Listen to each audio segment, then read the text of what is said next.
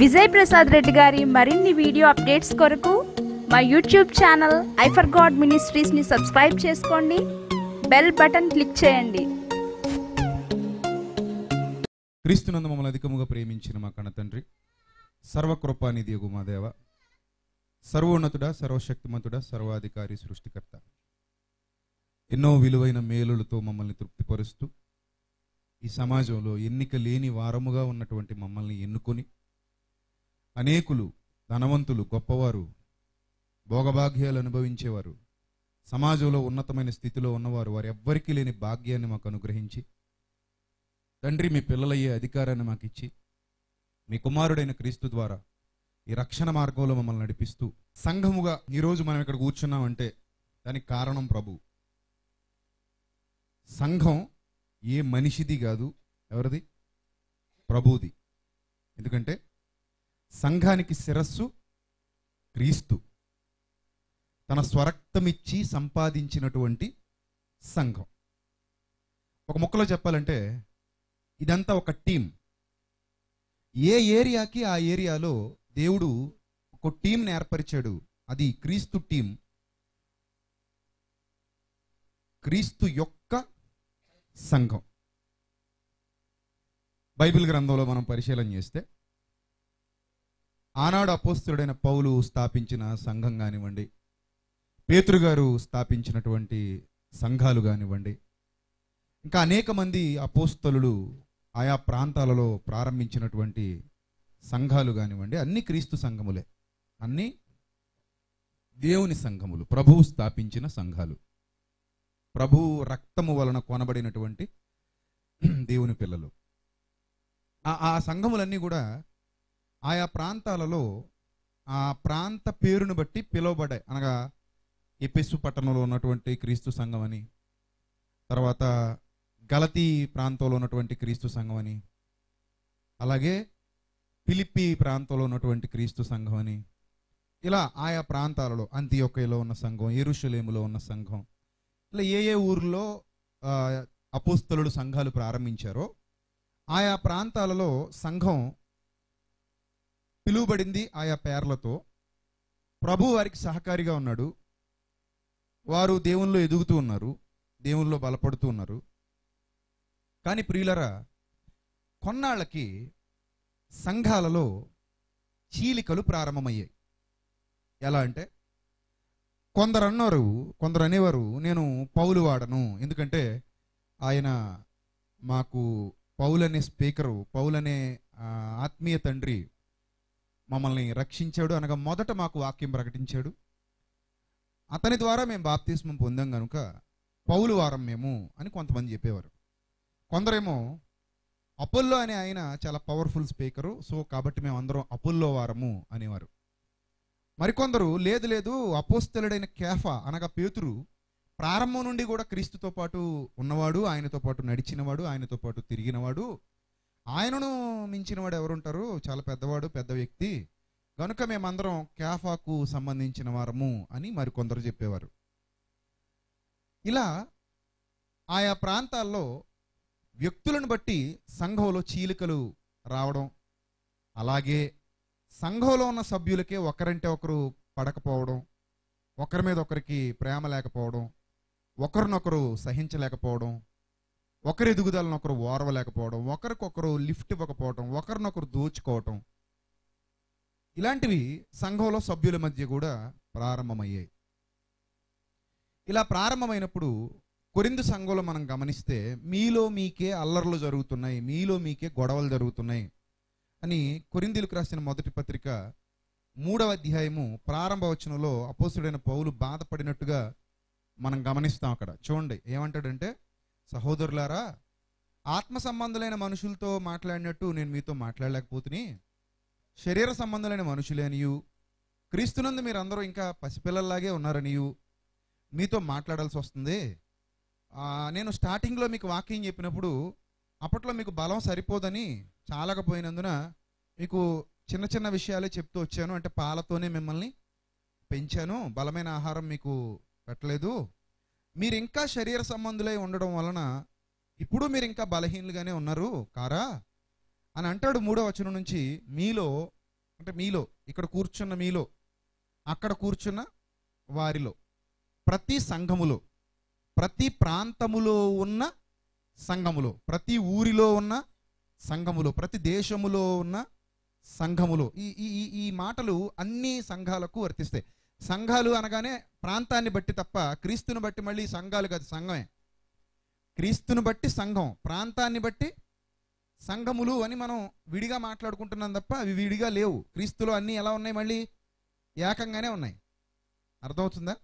Bengaluru Andhra bank branch, Bengaluru Andhra bank branch, Vijayawada Andhra bank అదో branch, హైదరాబాద్లో Andhra bank అదొక బ్రాంచ్, సో రాజమండ్రిలో ఉన్నది ఒక బ్రాంచ్.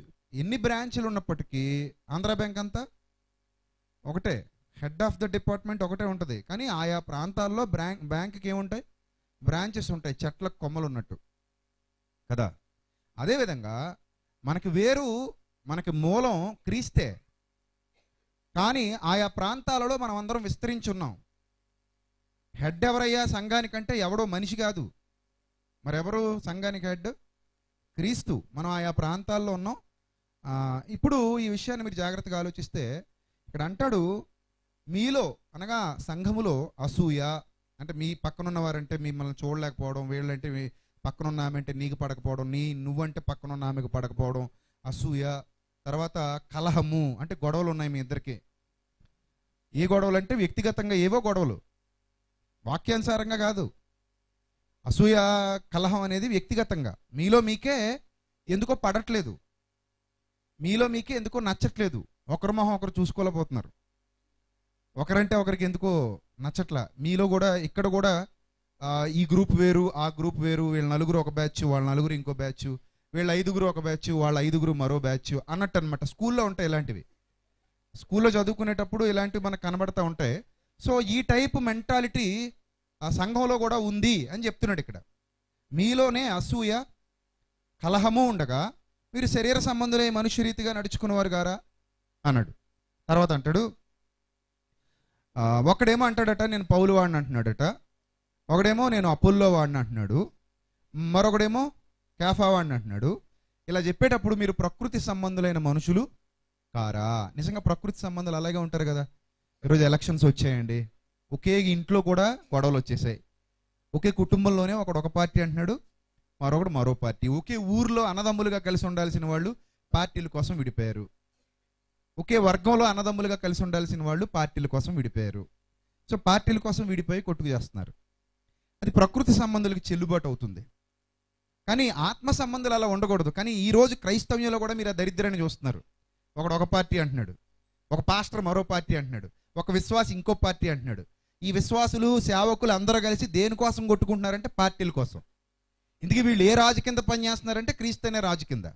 వీళ్ళు క్రీస్తులో ఏకమై ఉండాలని వాక్యం చెబుతుంటే వీళ్ళు వెళ్ళి మళ్ళీ ఆ రాజుల కోసం కొట్టుకు చేస్తూ వాళ్ళకే మేము సపోర్ట్ చేస్తున్నామని చెప్తూ అక్కడ ఇష్టం వచ్చినట్టుగా మాట్లాడుకుంటూ ఒకరంటే ఒకరు గేలు చేసుకుంటూ అవహేళన చేసుకుంటూ సంఘాన్ని తీసుకెళ్ళి మరలా అక్కడ కూర్చోబెడుతున్నారు. చూసారా?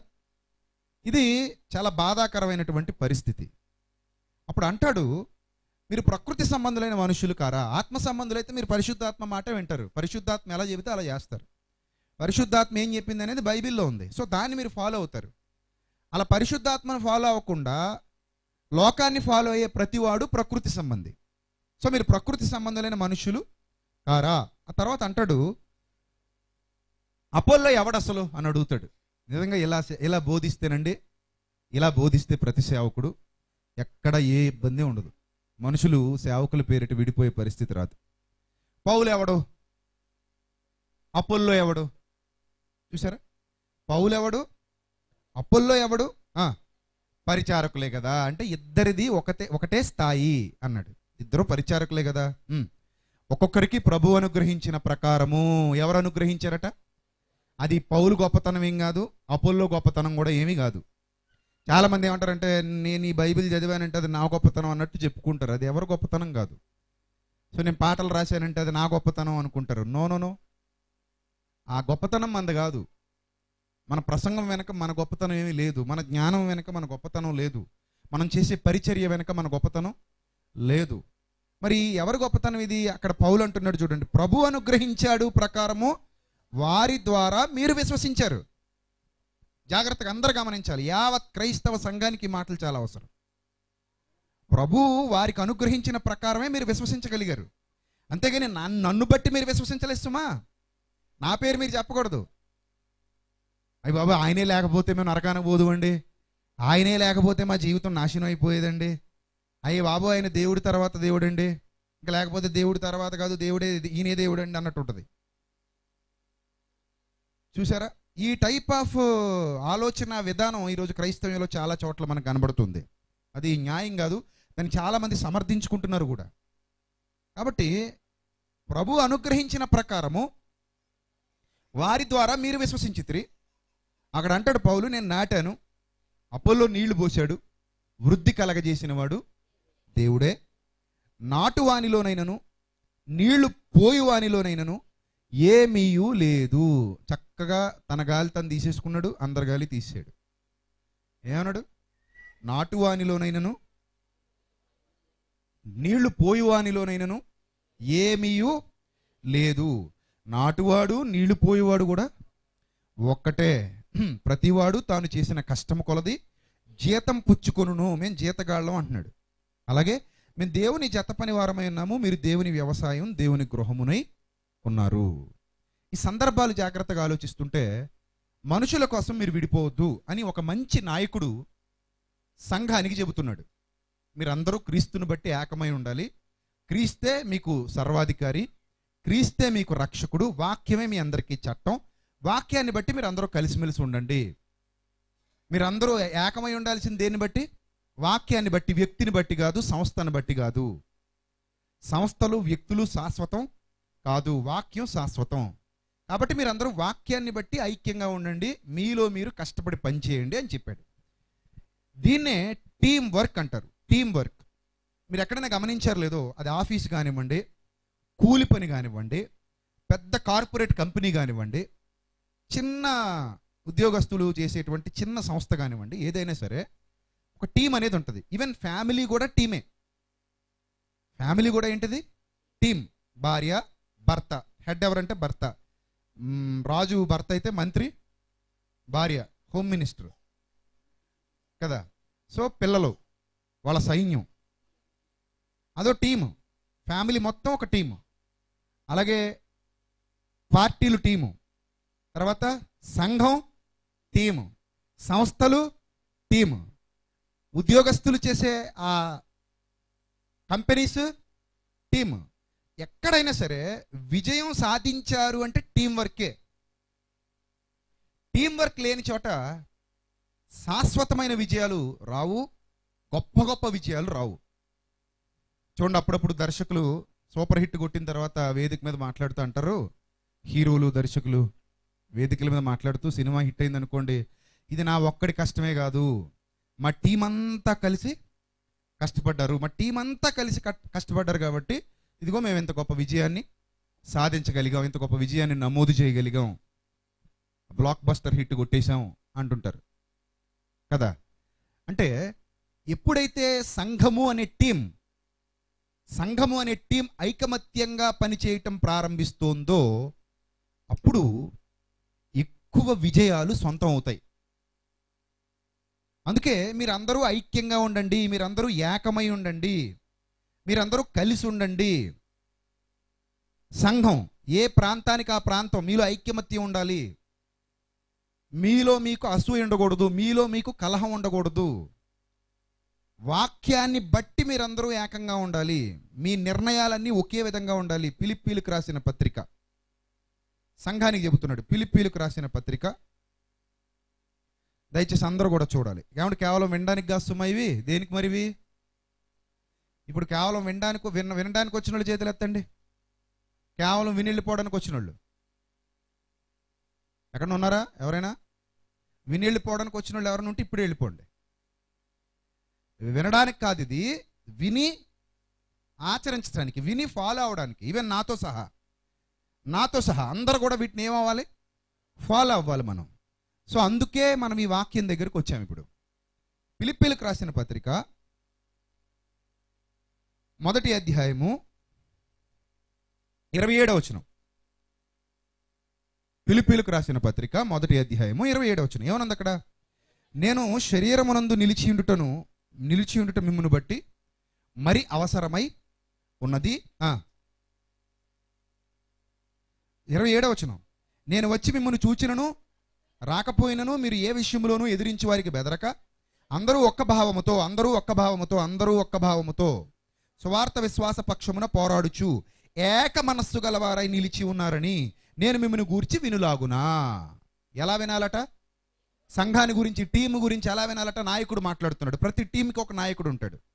ప్రతి టీంకి ఒక నాయకుడు ఉండాలి. నాయకుడు లేకపోతే టీం చెదిరిపోద్ది. నాయకుడు లేకపోతే టీం సరిగా పనిచేయదు. ప్రతి టీంకి ఒక నాయకుడు ఉండాలి.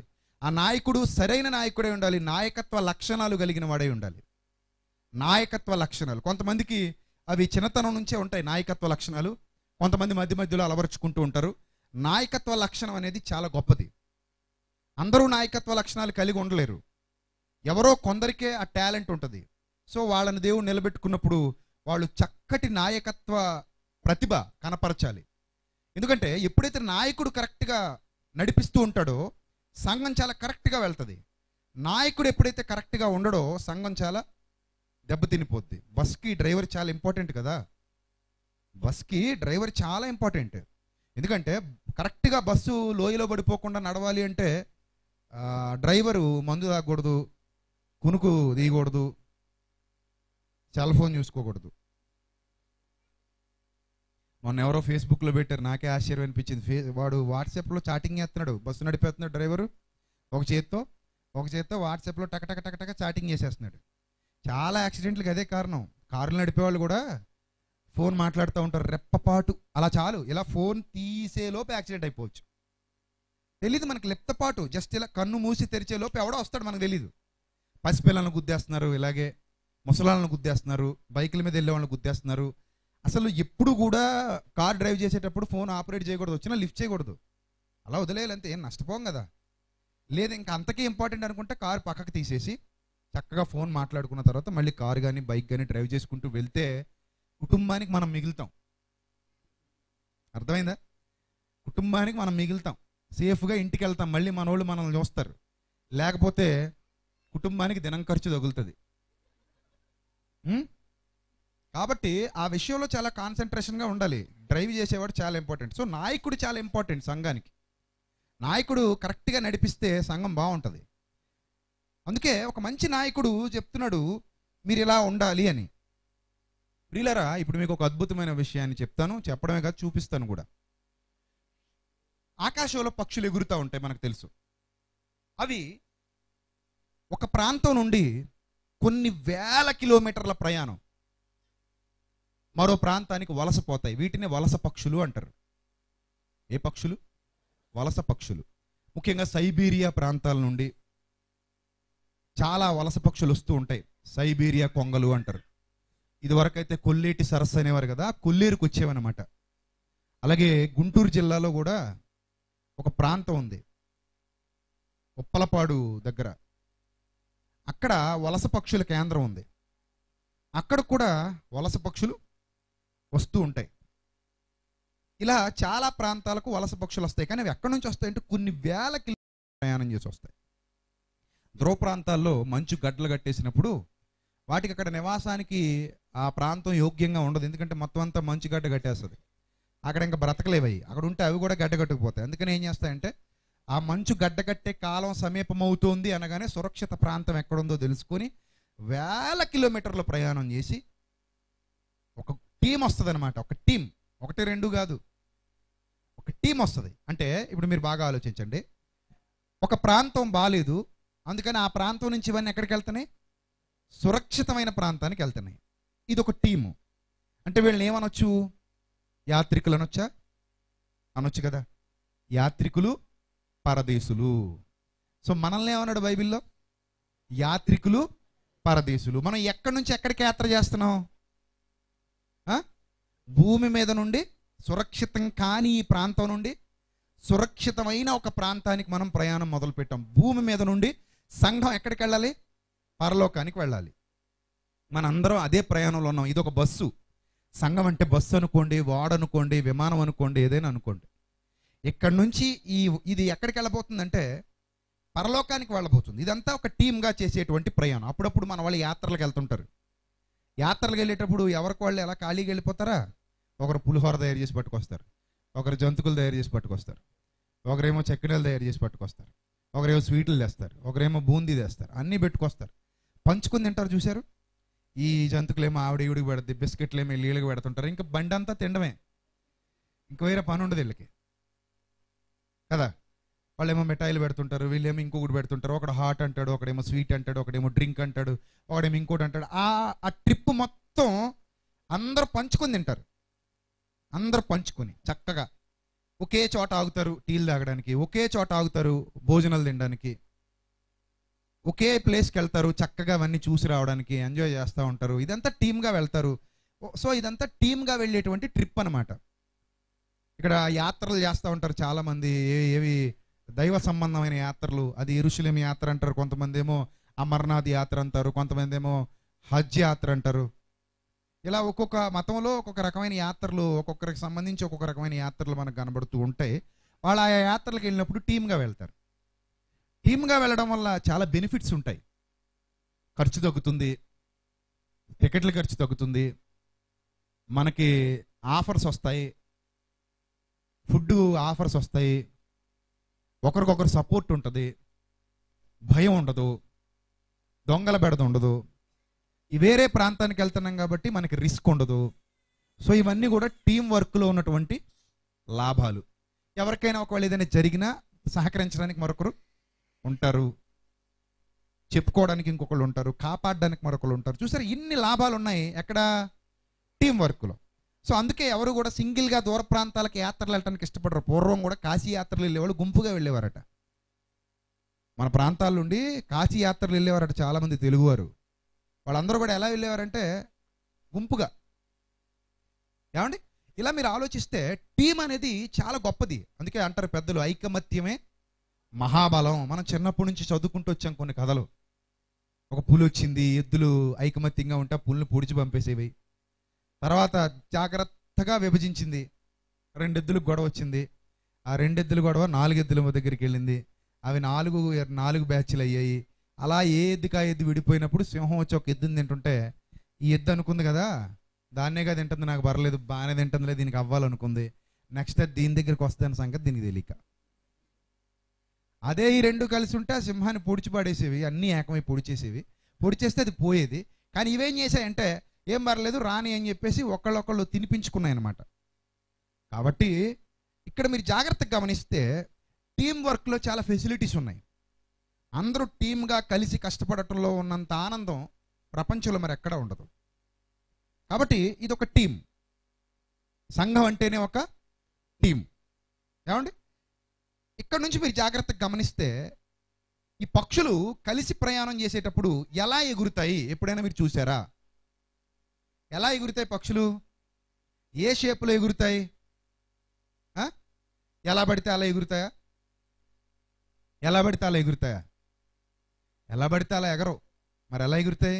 ఒక పక్షి ఏమో అక్కడ, ఒక పక్షి ఏమో ఇక్కడ, ఒక పక్షి ఏమో అక్కడెక్కడో దూరంగా, ఒక పక్షి ఏమో ఇంకో చోట ఎక్కడో వెనక. అలా ఎగరవు. మరి ఎలా ఎలా ఎగురుతాయి తెలుసా? లైన్ అంటే ఏ లైను? ఆ లైన్కి ఒకటి ఉంటుంది కదా, లైన్ చెప్పండి. ఏ లైన్? లైన్లు అంటే ఇలా ఉన్న లైనే, ఇలా ఉన్న లైనే, ఇలా ఉన్న లైనే, మరి ఇలా ఉన్న లైనే. ఏ లైన్ అది? షేప్ ఏంటి నేను అడిగేది? అది ఏ షేపులో ఎగురుతాయి? మీరు ఆకాశంలో కొంగలను చూసుంటారు, పక్షులను చూసుంటారు. అవి ఏ షేపులో ఎగురుతాయి? వి షేపులో ఎగురుతాయి. ఎలా ఉంటుంది ఆ షేపు? ఒకసారి మీరు స్క్రీన్ మీద చూడండి. స్క్రీన్ మీద చూడండి ఏ షేపులో ఎగురుతాయో. చూడండి ఏ షేపులో ఉన్నాయండి అవి. కరెక్ట్ వి షేప్ కనబడిందా? Yes, V for victory. V అంటే ఏంటి? విక్టరీ అక్కడే ఉంది, విజయం. చూడండి, అలా పక్షులన్నీ కూడా ఒక మంచి షేపు. ఎక్కడ తేడా రాలేదు చూడండి, ఎక్కడ తేడా రాలేదు.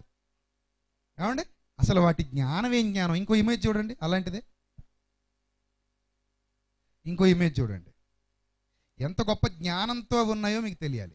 మరో ఇమేజ్ ప్లే చేయి, మరో ఇమేజ్ చూపించు. చూసారా అక్కడ ఎలా ఉన్నాయి షేపు? ఇవి వేరే కొంగలు, వేరే జాతి అన్నమాట. ఇది ఎలా ఉన్నాయి ఇవి?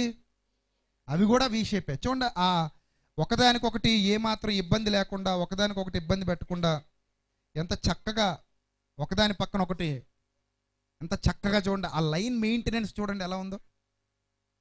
ఆ లైన్ మెయింటెనెన్స్ అలా ఎగురుతాయి అవి.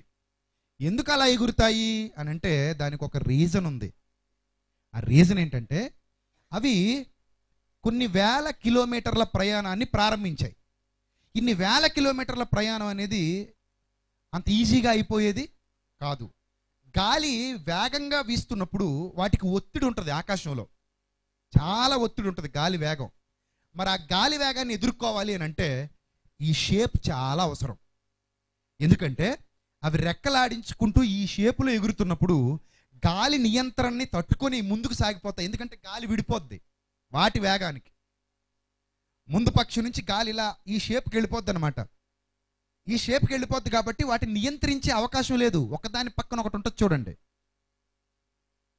ఒకదాని పక్కన ఒకటి ఉంది కాబట్టి చక్కగా ఆ రెక్కలతో గాలిని చీల్చుకుంటూ పెద్ద కష్టపడక్కర్ లేకుండా సులువుగా ఎగిరేటువంటి విధానం ఇది. దూర ప్రయాణం చేయాలంటే, సులువుగా ఎగరాలంటే ఇలా ఎగరాలి. ఇలా కాకుండా చిందరవందర గందరగోళంగా ఎవరి దారిలో వాళ్ళు, ఎవరికి ఇష్టం వచ్చినట్టు వాళ్ళు, ఒక పద్ధతి పాడు లేకుండా ఎవడి మట్టుకు వాడు ఎగురుతూ పోతున్నాడు అనుకోండి, ఏ పక్షి మట్టుకు ఆ పక్షి ఎగురుతూ పోతుంది అనుకోండి, అప్పుడు ఏమవుతుంది? భారం ఎక్కువ పడిపోద్ది, ఎక్కువసేపు ప్రయాణం చేయలేవు, తొందరగా కింద పడిపోతాయి, అలిసిపోతాయి, శ్రమ ఎక్కువైపోద్ది వాటికి. కొరింథీ సంఘంలో రొట్టె ద్రాక్షారసం తీసుకునేటప్పుడు ప్రభు భోజనం, ప్రభు బల్ల, ఒకడు ముందు వచ్చి ఒకడు తినేస్తున్నాడట, తర్వాత ఇంకొకటి ఖాళీగా ఉన్నవాడు వచ్చి వాడు తిని వాడిపోతున్నాడట. అప్పుడు పౌలు అంటాడు, అరే మీకు అన్నపానములు పుచ్చుకునేటకు ఇల్లు లేవరా, కొంపలు లేవా మీకు? సంఘానికి వచ్చి ఎందుకు తింటున్నారు మీరు? ఈ రొట్టె ద్రాక్షారసం అనేది, ప్రభు బల్ల అనేది ఇది ఇంట్లో తినేది కాదు. అసలు ఎందుకు వస్తున్నారు సంఘానికి మీరు? ఒకడు ముందు వచ్చి తినిపోతాడు, ఇంకొకడు తర్వాత వచ్చి తినిపోతాడు. ఇదా టీం అంటే అని పౌలు అడుగుతాడు కొరింథీ పత్రికలో. ఆ సంగతి మీకు తెలియంది కాదు. చూడండి ఒకసారి, అక్కడికి వెళ్ళి మళ్ళీ వద్దాం. కొరింథీలకు రాసిన మొదటి పత్రిక, కొరింథీలకు రాసిన మొదటి పత్రిక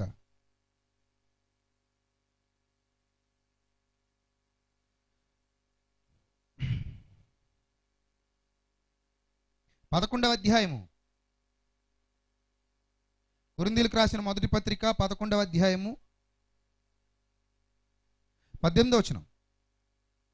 మొదటి సంగతి ఏమనగా, మీరు సంఘమందు కూడి ఉన్నప్పుడు మీలో కక్షలు కలవని వింటున్నాను, నాకు వినపడింది. మీలో ఒకరంటే ఒకరికి పడదని నాకు వినబడింది. కొంత మట్టుకు ఇది నిజమని నమ్ముతున్నాను. మీలో యోగ్యులైన వారెవరో కనబడినట్లు మీలో భిన్నాభిప్రాయములు ఉండక తప్పదు. మీరందరూ కూడి వచ్చి ఉండగా మీరు ప్రభు రాత్రి భోజనం చేయటం సాధ్యం కాదు. అలయనగా మీరు ఆ భోజనం చేయనప్పుడు ఒకరికంటే ఒకడు ముందుగా తన మట్టుకు తానే భోజనం చేస్తున్నాడు. ఇందువలన ఒకడు ఆకలి కొంటున్నాడు, మరొకడేమో మత్తుడైపోతున్నాడు. ఇదేమి అన్నపానములు పుచ్చుకున్నట్టుకు మీకు ఇల్లేవా? దేవుని సంఘమును తిరస్కరించి పేదలను సిగ్గుపరచుదురా? మీతో ఏమి చెప్పుదును? దీనిని గూర్చి మిమ్మల్ని మెచ్చుదునా మెచ్చను అంటున్నాడు. సో వీళ్ళు ఏంటంటే, డబ్బున్నోడు ముందు తినేస్తున్నాడట, డబ్బు లేనోడేమో తర్వాత వెనకబడేస్తున్నారట వాడిని. నీకంత లేదులే, నువ్వు పక్కబో అన్నట్టు. సో ఇలా ఒకరికొకరు విభేదాలతో, కక్షలతో, అసూయలతో సంఘంలో టీంని ఏం చేశారంటే నాశనం చేశారు. ఇప్పుడు సంఘం డెవలప్ అవుతుందా? సంఘం డెవలప్ అవుతుందా? అస్సలు అవ్వదు. అందుకే చాలా సంఘాలు చూడండి ఈరోజు డెవలప్మెంట్ లేదు. చాలా సంఘాలకి డెవలప్మెంట్ లేదు. డబ్బుల కోసం కొట్టుకుంటుంటారు పెద్దలు. చెత్త కొట్టేసుకున్నారు. మొన్న సంఘంలో అయితే కుర్చీలు ఇరిగిపోయేంత దెబ్బకి మీరు చూసి ఉంటారు యూట్యూబ్లో. పట్ట పట్ట పట్ట పట్టలు ఆడిపోయి పోలీసులు వచ్చేసారు. ఒక పక్కేమో మగాళ్ళు కొట్టుకుంటుంటే ఒక పక్కన మేము ఏమైనా తక్కువ తిన్నామా అని వీళ్ళు కొట్టుకున్నారు ఆడవాళ్ళు. మా ఆయన ఎంత అంటే మీ ఆయన అంతా, మా ఆయన ఇంత అంటాను. సార్ నువ్వెంత అంటే నువ్వెంత అంటూ ఇంకా వీళ్ళకి దొరికేది జుట్టు ఒకటే, అది పట్టుకొని లాక్కోవడమే. తెగ లాగేసుకున్నారు జుట్లు పట్టుకొని. అంటే వీళ్ళు పొడవుగా జుట్టు పెంచుకున్నది ఇంకా లాక్కోవడానికేమో కొట్టుకునేప్పుడు. సంఘాల పరిస్థితి ఇంత దౌర్భాగ్యంగా తయారైంది. కాబట్టి టీం వర్క్, ఎప్పుడైతే మీరు పరలోకపు యాత్రలో ఉన్నారో సంఘములో అందరూ కలిసిమెలిసి ఒకరికొకరు సహకరించుకుంటూ టీం వర్క్ చేయాలి. అదే ఇర్మియా గ్రంథం 8వ అధ్యాయం, ఇర్మియా గ్రంథం 8వ అధ్యాయము 7వ వచనం చూడండి. ఆకాశములకెగురు సంకుబుడి కొంగయైనను తన కాలము నెరుగును, తెల్లగొవ్వయు మంగళకత్తి పెట్టయు ఓది కొరుకును తాము రావలసిన కాలమును ఎరుగును అన్నాడు. అంటే పక్షులకి జ్ఞానం ఉంది, వాటికి కాలం తెలుసు, వాటికి ఎలా ఎగరాలో తెలుసు, తాము రావలసిన కాలం తెలుసు, తాము వెళ్ళవలసిన కాలం తెలుసు. అంటే ఎప్పుడు ధ్రువ ప్రాంతాలను మంచు కట్టగడుతున్నప్పుడు ఎప్పుడు వదిలేయాలి, ఎప్పుడు సురక్షిత ప్రాంతాలకు వెళ్ళిపోవాలి, మళ్ళీ సురక్షిత ప్రాంతాల నుండి మరలా తమ ప్రాంతానికి ఎప్పుడు వెళ్ళాలి. ఈ 1000 కిలోమీటర్ల ప్రయాణం ఎలా చెయ్యాలో ఎవరికి తెలుసు? పక్షులకు తెలుసు. అందుకే అంటాడు అక్కడ, ఆకాశములకెగురు సంకుబుడి కొంగైనను తన కాలము నెరుగును, తెల్లగువ్వయు మంగళకత్తి పెట్టయు ఓది కొరుకును తాము రావలసిన కాలమును ఎరుగును అన్నాడు. సో ఇక్కడ వీయాకారంలో ఎంత దూరమైనా వెళ్ళిపోగలవు, గాలి నియంత్రణ చేయగలవు. కానీ విడివిడిగా ఎగిరి వెళితే మాత్రం అసలు వెళ్ళలేవు, మధ్యలో సముద్రంలో కూలిపోతాయి. చూడండి, విడివిడిగా ఎగిరితే అసలు వెళ్ళలేవు. మీకు విషయం చెప్పనా, నిన్న చెప్పాను కదా చీమలు మనిషికి జ్ఞానం నేర్పిస్తున్నాయని, అలాగే ఇవి కూడా మనకి జ్ఞానం నేర్పించాయి. యుద్ధ విమానాలు ఎగరడం చూసారా గాలిలో? యుద్ధ విమానాలు ఎలా వెళ్తాయి?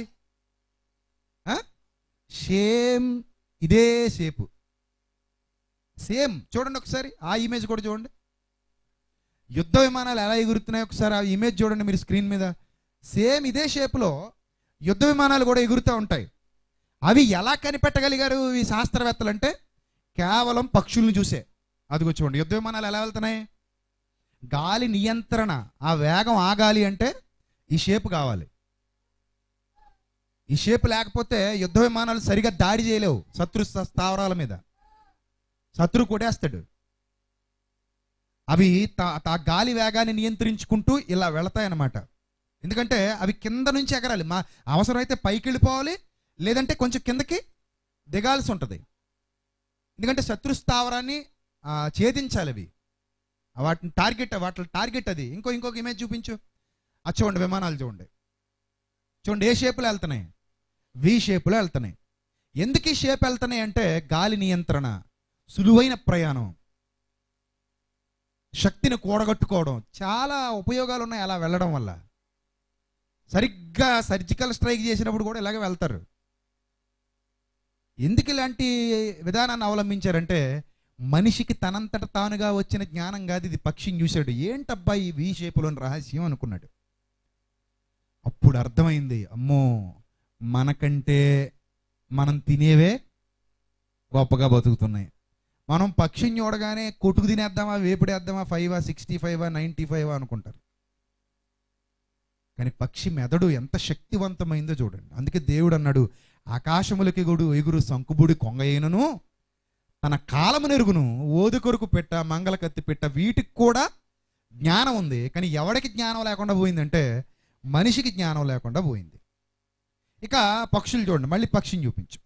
ఒకవేళ ఈ పక్షులు ఏ పక్షి అయినా ఒకవేళ గాలి దాటికి తట్టుకోలేక వెనకబడింది అనుకోండి, మళ్ళీ ఎగరలేదు. ఒకసారి ఏమైనా వెనకబడింది అనుకోండి, ఆ పక్షులు ఏదైనా పక్షి వెనకబడింది అనుకోండి, మళ్ళీ అది స్వయంగా ఎగరలేదు. ఎందుకంటే దానికి ఇప్పుడు శక్తి ఎక్కువ కావాలి, అంతే కదా. టీంలో వెళ్తే ఒక రేటు, టీంలో వెళ్ళకపోతే ఒక రేటు.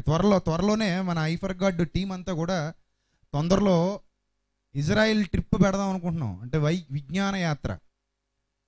అంటే ఇజ్రాయిల్ ఒకటి, తర్వాత ఈజిప్ట్ ఒకటి, తర్వాత జార్దాన్ ఒకటి, పాలస్తీనా ఒకటి, ఇంచుమించు 4 దేశాలు. ఈ 4 దేశాలు ట్రిప్పులో వెళ్ళాలి. అంటే అక్కడ ఏవైతే బైబిల్కి సంబంధించినటువంటి ప్రదేశాలు, ప్రాంతాలు ఉన్నాయో వాటిని మనం చూస్తూ ఇంకా ఎక్కువ బైబిల్ నేర్చుకుంటూ వస్తాం అనమాట. అదొక విజ్ఞాన యాత్ర. అది తొందరలోనే మీకు అనౌన్స్ చేస్తాను. సుమారు టీం మీద అయితే 4 దేశాలు వెళ్ళటానికి ఒక మనిషికి సుమారుగా ఒక 70-80 వేలు మధ్యలో అవుతాయి ఒక్కరికి, అన్ని ఖర్చులు వాళ్ళవే టీం మీద అయితే. అదే విడివిడిగా వెళ్ళాలనుకోండి చాలా ఎక్కువైపోద్ది. అంటే సమర్థులు రాగలరు, అంటే ఆర్థికంగా బాగున్న వాళ్ళు రాగలరు, ఆర్థికంగా బాగాలేని వాళ్ళు రాలేరు, వాళ్ళు వీడియోలు చూస్తారు వచ్చాక, అంతే కదా. కాబట్టి ఒక టీమ్గా వెళ్ళాం అనుకోండి, ఎక్కడికైనా యాత్రకు కానీ, ఒక టీమ్గా ఎక్కడికైనా ఒక ప్రాంతానికి కానీ వెళ్ళాం అనుకోండి, డబ్బులు ఏమవుతాయి? ఆదా అవుతాయి. నేను ఒక్కడనే ఊటీ వెళ్ళి రావాలనుకోండి, మొత్తం బడినంతా నా మీదే పడుద్ది. అదే టీమ్గా వెళ్ళాం అనుకోండి, పెట్రోల్ ఒకటి కొట్టిస్తే కారు ఒకటి తెస్తాడు, అంతే కదా. టిఫిన్కి ఒకటి డబ్బులు ఇస్తే మధ్యాహ్నం భోజనానికి మరొకటి ఇస్తాడు, టీలకు ఒకటి ఇస్తే వాటర్ బాటిల్కి ఇంకొకటి ఇస్తాడు, అంతే కదా. అప్పుడు ఏమైంది? మనకి ఖర్చు తగ్గిందా తగ్గలేదా? తగ్గింది. సో ట్రిప్ అయితే టీమ్గా వెళ్తేనే బెస్ట్. ఇక్కడ ఎప్పుడైతే ఒక పక్షి వెనక్కి వచ్చిందో ఆటోమేటిక్గా దాని శక్తి తగ్గిపోద్ది. దాని శక్తి తగ్గిపోయి అది ఎగరలేకపోద్ది. అప్పుడు మళ్ళీ చచ్చినట్టు ఏం చేస్తుంది? మళ్ళీ టీంలో చేరిపోద్ది, ఇంక వెనక్కి వెళ్ళదు. దానికి అర్థమైపోయింది సినిమా, అమ్మో అనవసరంగా ఒక్కరి దాన్ని ఎగిరేద్దాం అనుకున్నాను, నా వల్ల కాదు, అందుకని మళ్ళీ ఎక్కడికి వచ్చేసింది? అది టీంలోకి వచ్చేసింది. దాని శక్తి ఆదా అవుతుంది. అందుకే హెబ్రీ పత్రిక 10వ అధ్యాయము 25వ వచనం చూడండి ఏమంటున్నాడు. 24, కొందరు మానుకొనిచున్నట్టుగా సమాజముగా కూడుట మానక.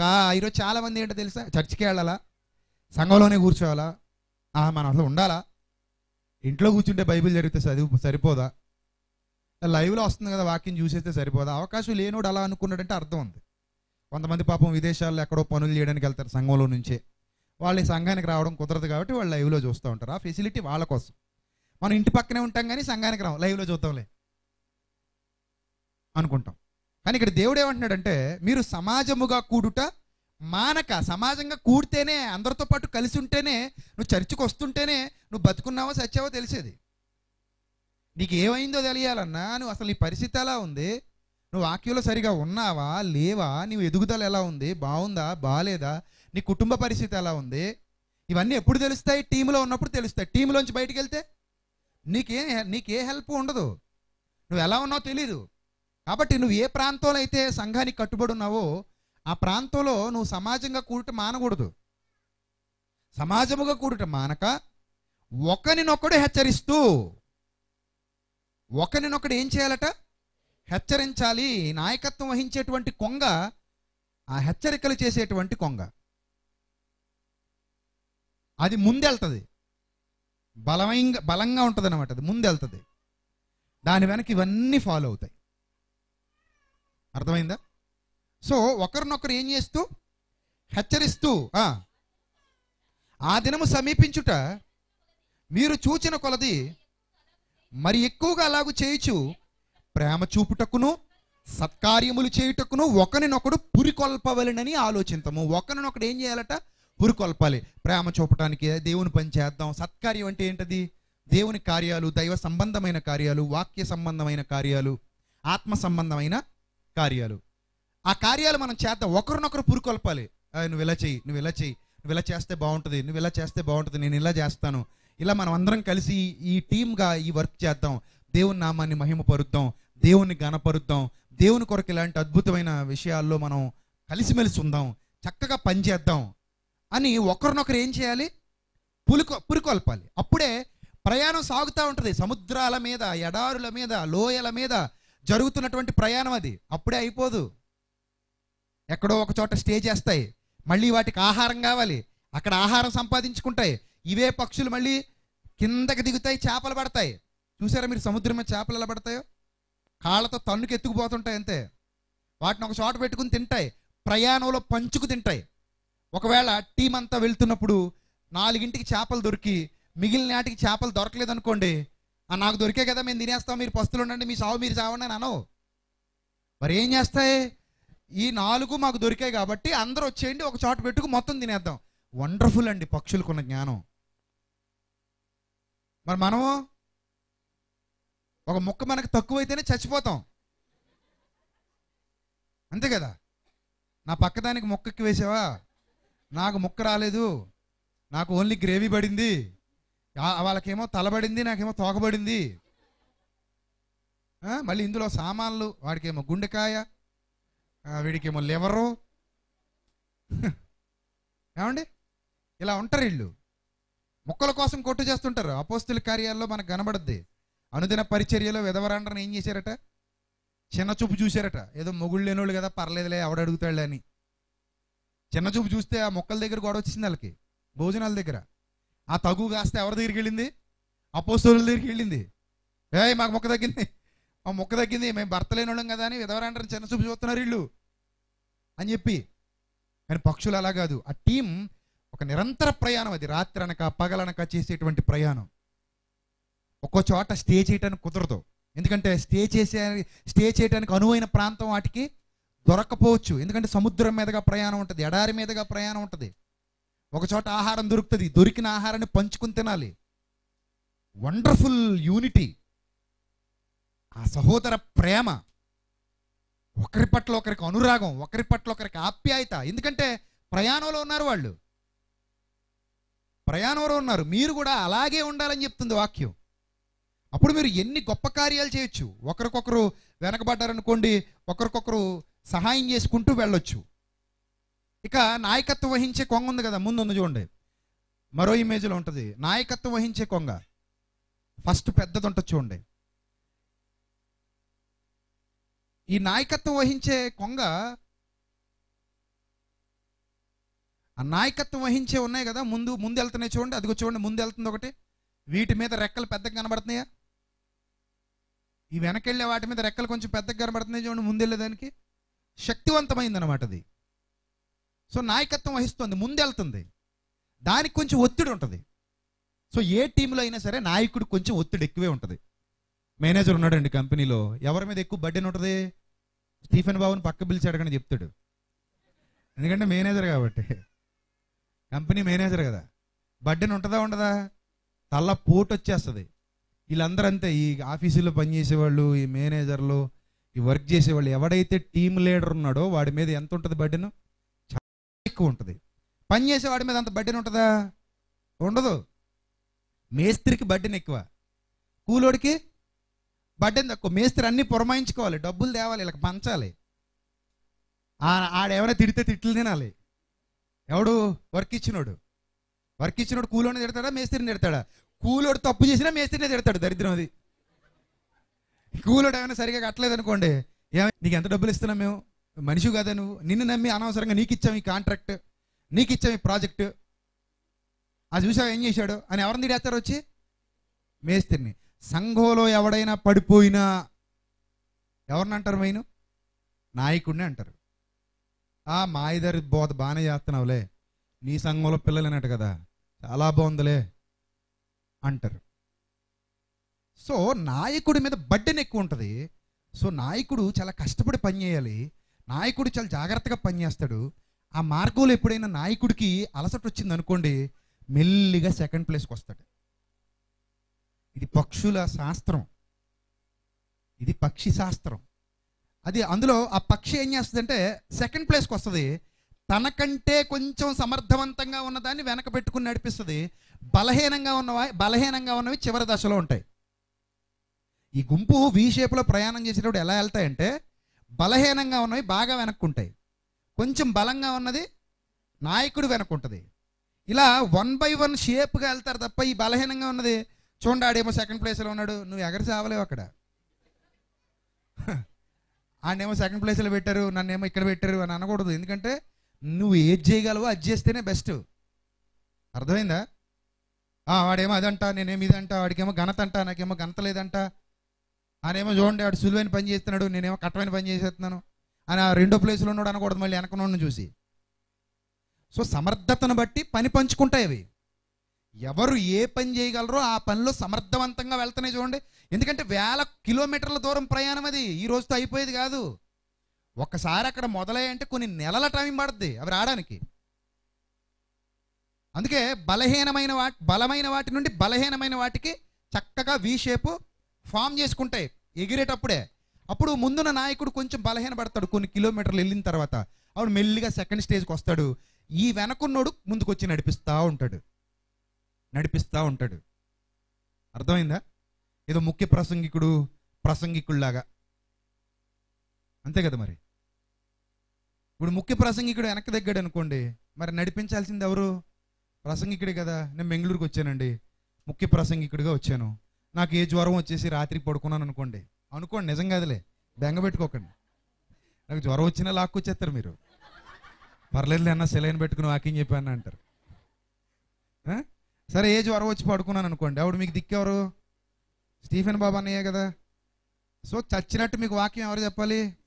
అన్నయ్యే చెప్పాలి. సో సాయంత్రం మళ్ళీ తనే ఇంక మెయింటైన్ చేస్తాడు, మొత్తం అందరినీ నడిపించాలి, వాక్యం చెప్పాలి, ఆ సభని దిగ్విజయంగా పూర్తి చేయాలి. ఏదో మన ఖర్చు అంతా వృధా అయిపోద్ది కదా. మరి మనం దేవుణ్ణి మహింపరచడానికి చేసేటువంటి కార్యం ఇది. సో అది వృధా కాకుండా కష్టపడతాడు. కాబట్టి ఒక టీంలో ఒక లీడర్ ముందెళ్తూ ఉంటాడు, వెనక తనకంటే ఈ మిగిలిన వాళ్ళకంటే కొంచెం సమర్థుడు ఉంటాడు. ఈ టీం లీడర్ వెనకుండి వాళ్ళని పర్యవేక్షిస్తూ ఉంటాడు. మళ్ళీ ఆ కొంగ, ముందున్న ఆ కొంగ వెనక్కి వచ్చింది కదా, సెకండ్ ప్లేస్కి వచ్చింది కదా, సెకండ్ ప్లేస్కి వచ్చిన ఆ కొంగ ముందెళ్ళే కొంగ ఎలా వెళ్తుంది అన్నీ పర్యవేక్షిస్తూ ఉంటుంది. ఎందుకంటే అనుభవం ఉన్న కొంగ అది, అది టీం లీడర్ అది. సో అన్నీ పరీక్షిస్తూ ఉంటుంది. అది ఇంకా ఇంకా ఆ ముందున్న దానికి ఇంకా కొంత బలహీనత వచ్చి ఈ టీం లీడర్కి ఇంకా బలహీనత తగ్గలేదనుకోండి, ఈ పక్కన ఇంకోటి ఉంది కదా, అది వెళ్తుంది, అది మళ్ళీ ఈ ప్లేస్కి వస్తుంది. అలా ఈ టీం లీడర్ మళ్ళీ పుంజుకునేంత వరకు ఇవి పంచుకుంటాయి పని. నాయకుడి పని పంచుకోవాలి ఇప్పుడు కూడా టీము. అంతేగాని నాయకుడి మీద బడ్డీని పెట్టేసి వదిలేయకూడదు. వాడే పడతాడులే, ఆడే చూసుకుంటాడులే, మనం వెళ్దాం, రూపాయి ఇంటికి పోదాం, ఆ తర్వాత ఆడి బాటిల్ ఆడు పడతాడు అనుకుంటే నాయకుడు చేయలేడు.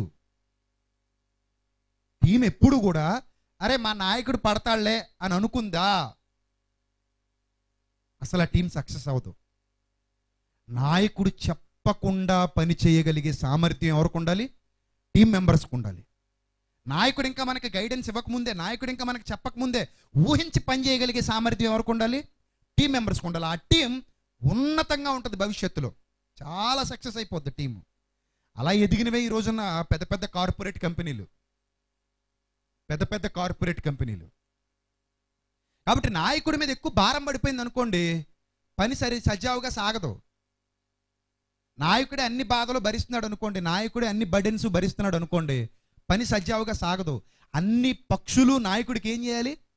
సహకరించాలి. అది సంపాదన, తిండి విషయంలో కానివ్వండి, ప్రయాణం విషయంలో కానివ్వండి, సహకారం విషయంలో, అన్ని విషయాల్లో కూడా సహకరించాలి. అలా సహకరించినప్పుడే వాళ్ళు గమ్యస్థానాన్ని త్వరగా చేరుకోగలుగుతారు. లేకపోతే ఏమైపోతారు? మధ్యలో పడిపోతారు. అందుకే ఫిలిప్పీలకు రాసిన పత్రికలు ఏమంటాడు చూడండి, పని భారం నాయకుడి మీద వేసేయకుండా కార్యభారం అందరూ మోయాలి. ఫిలిప్పీలకు రాసిన పత్రిక 4వ అధ్యాయము 14వ వచనం. అయినను నా శ్రమలో మీరు పాలు పుచ్చుకునేది మంచి పని.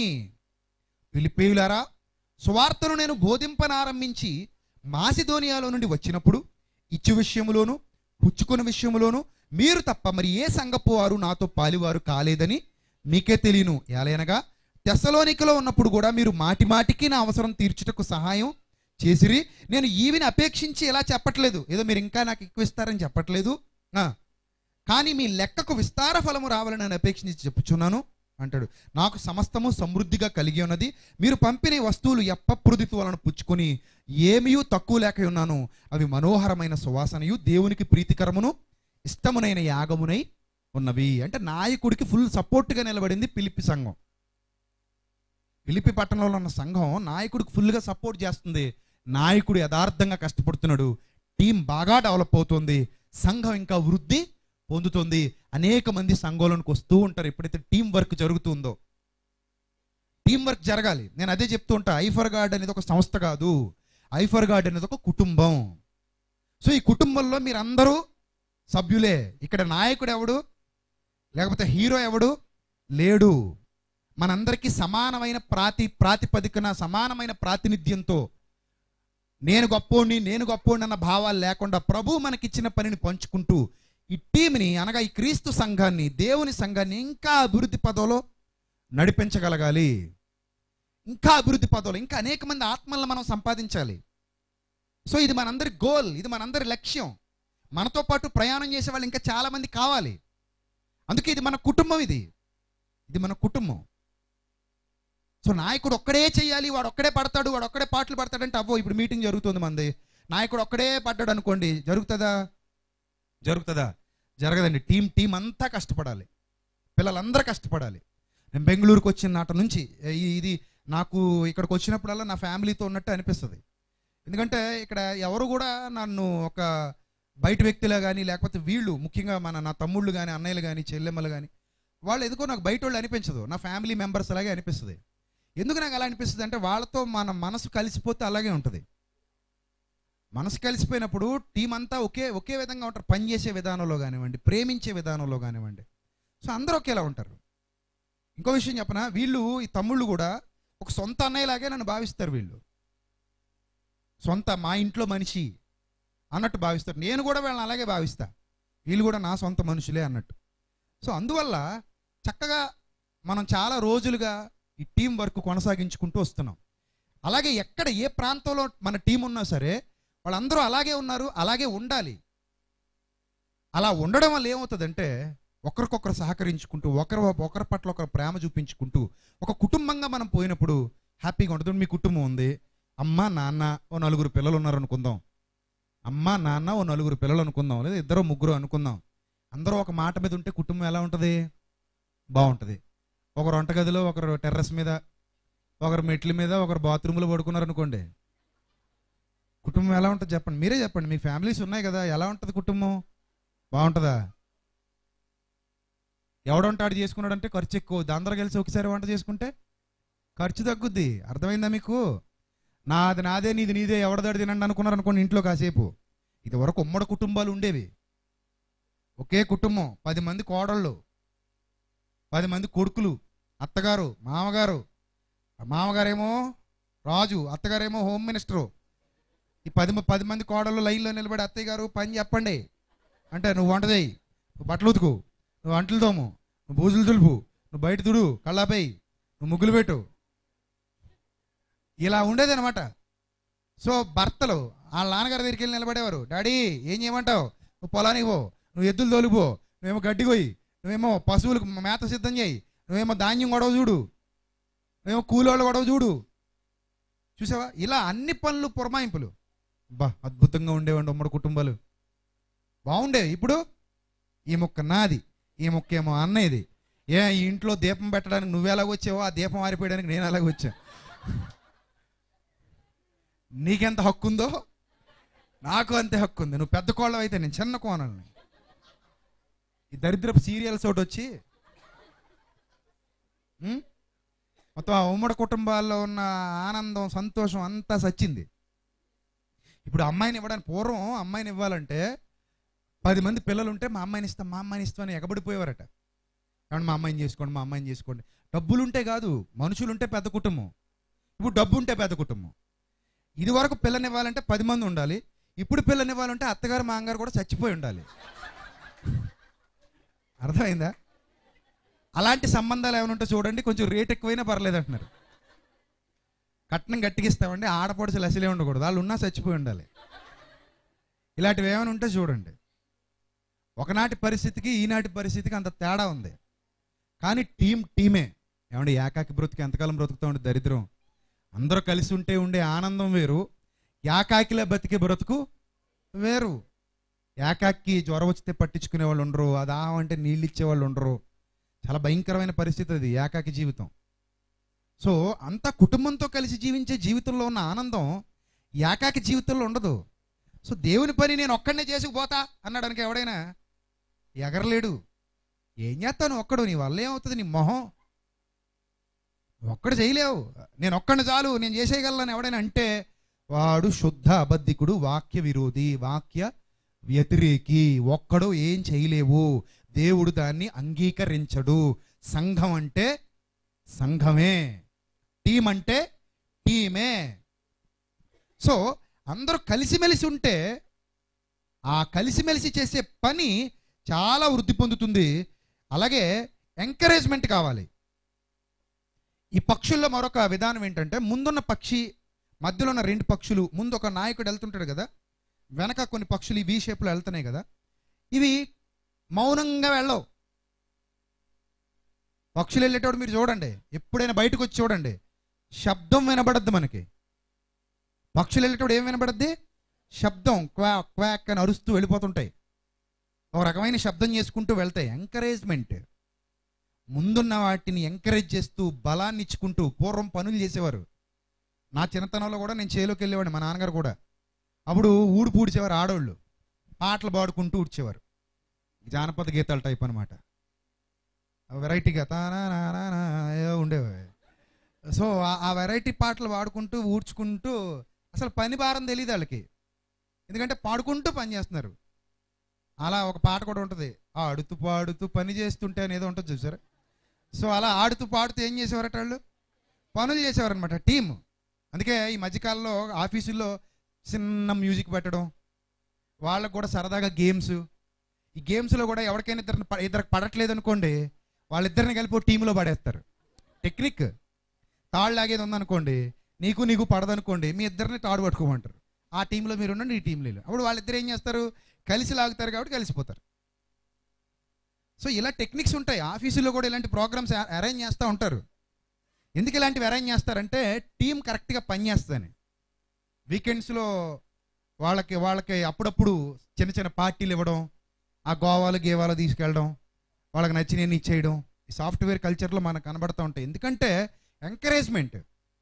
ఒక చోట అయితే తినడానికి తిండి పెట్టడం, ఒక్కొక్క చోట అయితే రెస్టారెంట్ ఫ్రీ వర్కర్స్కి, ఒక చోట అయితే తక్కువ రేటుకి ఇస్తూ ఉంటారు.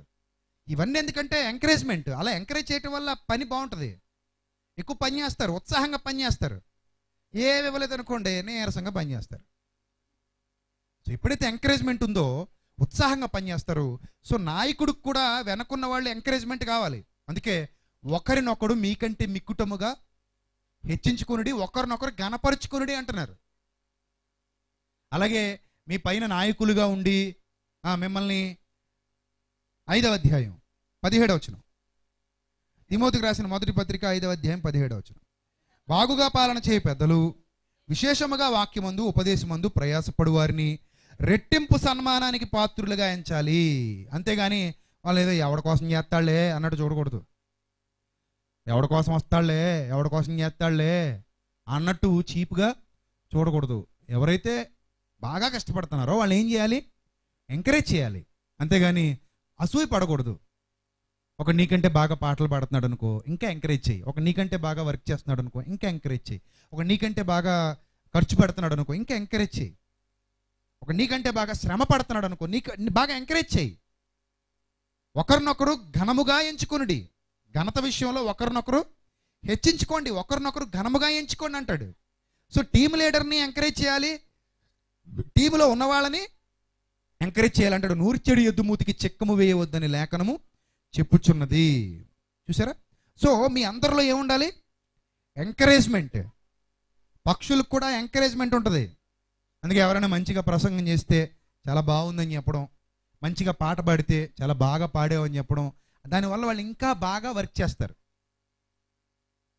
ఇంకా బాగా. సో ఎప్పుడైతే మనం ఒకరి పనిని అభినందిస్తామో ఇంకా బాగా పనిచేస్తారు. మనం గమనించాలి ఆ విషయాన్ని. మనం గమనించి వాళ్ళని అలా ఎంకరేజ్ చేస్తూ ఉంటే, అవును నా పనిని గుర్తిస్తున్నారు కదా, నా కష్టాన్ని గుర్తిస్తున్నారు కదా, చాలు నేను ఇంకా బాగా చేయాలి అనే ఫీలింగ్ కలుగుతుంది. సో మీ అందరి మధ్య ఏం అవసరం, ఎంకరేజ్మెంట్ అవసరం. అందుకే పక్షులు ఒకదాన్ని ఒకటి ఎంకరేజ్ చేసుకుంటూ ముందుకెళ్తున్నాయి. మీరు ఇమేజ్ చూస్తున్నా, లేకపోతే రేపటి నుంచి ఆకాశంలో చూడండి, ఎగురుతున్నప్పుడు మనకు ఖచ్చితంగా ఏమొస్తుంది, శబ్దాలు చేసుకుంటూ వెళతాయి, ఒకదాన్ని ఒకటి ఎంకరేజ్ చేసుకుంటూ వెళ్తాయి. ఇక ఒక పక్షికి జబ్బు చేసింది అనుకోండి, వెళ్ళేటప్పుడు చెప్పలేం కదా, మరి మనుషులకే జబ్బులు వస్తున్నాయి, పక్షులకు రావా? ఒక పక్షికి జబ్బు చేసింది వెళ్ళేటప్పుడు ఏంటి పరిస్థితి? అప్పుడు చాలా బలహీన పడిపోద్ది. అలా బలహీన పడిపోయిన పక్షికి జతగా మరో 2 పక్షులు తోడైపోతాయి. ఆ టీంలోనే తోడైపోయి దాన్ని మధ్యలో పెట్టుకొని అదే వీ షేపు మధ్యలోనికి వస్తాయన్నమాట. 2 వీలు అవుతాయి. ఇప్పుడు ఎన్ని వీలు అవుతాయి? ఇప్పుడు 2 వీలు అవుతాయి. అదే వీ షేపు. అందులో ఈ వీ వెనక్కి ఇంకో వీ వస్తుంది అనమాట. అంటే బలహీనంగా ఉన్నప్పుడు, అన్ని సందర్భాల్లో కాదు, బలహీనంగా ఉన్నప్పుడు ఈ ముందున్నవి వాటిని మధ్యలో పెట్టుకొని మరో వీ షేప్లో ఈ పక్కన ఒకటి ఆ పక్కన ఒకటి దాని బలహీనత తీరేంత వరకు సహకరిస్తూ నడిపిస్తాయి. ఇంకా దానికి అసలు బడ్డనే ఉండదు ఎగరడానికి, చాలా ఈజీగా ఎగురుతుంది. ఎందుకంటే దానికి అసలు కాంపౌండ్ వాల్ కట్టేసినట్టుగా గోడ కట్టేశాయి. వాటికి దాని పెద్ద శక్తిని వినియోగించాల్సిన అవసరత లేదు. చక్కగా ఒకదాన్ని ఒకటి నడిపించుకుంటూ వెళ్ళిపోతాయి. బలహీనత. అందుకే ఒకరి సుఖదుఖముల యందు ఒకరు పాలు పొందుడి అంటాడు. పేతురు గారు రాసిన మొదటి పత్రిక 3వ అధ్యాయం 8వ వచనం. పేతురు గారు రాసిన మొదటి పత్రిక 3వ అధ్యాయము 8వ వచనం చూడండి. తుదకు మీరందరూ ఏకమనస్కులై ఏకమనస్కులై ఒకరి సుఖదుఖముల యందు ఒకరు పాలుపడి, ఒకరి సుఖదుఖముల యందు ఒకరు ఏమవ్వాలి? పాలుపడి. ఎవరికైనా కష్టం వచ్చింది అనుకోండి, అందరూ వెళ్ళడం, పరామర్శించడం, మీ వల్ల ఏమైనా వాళ్ళకి సాయం అయితే చేయడం. సహోదరులు కదా మరి. అలాగే ఒకరు ఏమైనా ఆపదలు ఉన్నారనుకోండి, హాస్పిటల్లో ఉన్నారనుకోండి, వాళ్ళు మిమ్మల్ని అడగలేరు.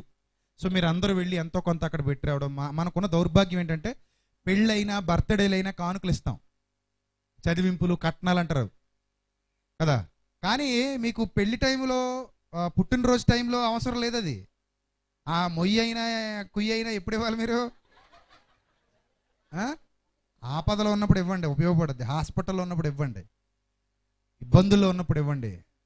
రోగులుగా ఇబ్బందుల్లో బాధాకరమైన పరిస్థితులు ఉన్నప్పుడు ఇచ్చారనుకోండి సంఘం అంతా, వాళ్ళు కూడా హ్యాపీ ఫీల్ అవుతారు, వాళ్ళకు కూడా కొంచెం బర్డెన్ తగ్గుతుంది. సో టీంకి ఇది అందరూ కలిసిమెలిసి ఉంటే ఇన్ని ఫెసిలిటీస్ ఉంటాయి. అందుకే ఏమంటాడు ఇక్కడ, ఒకరి సుఖదుఖములు యందు ఒకరు పాలుపడి సహోదర ప్రేమ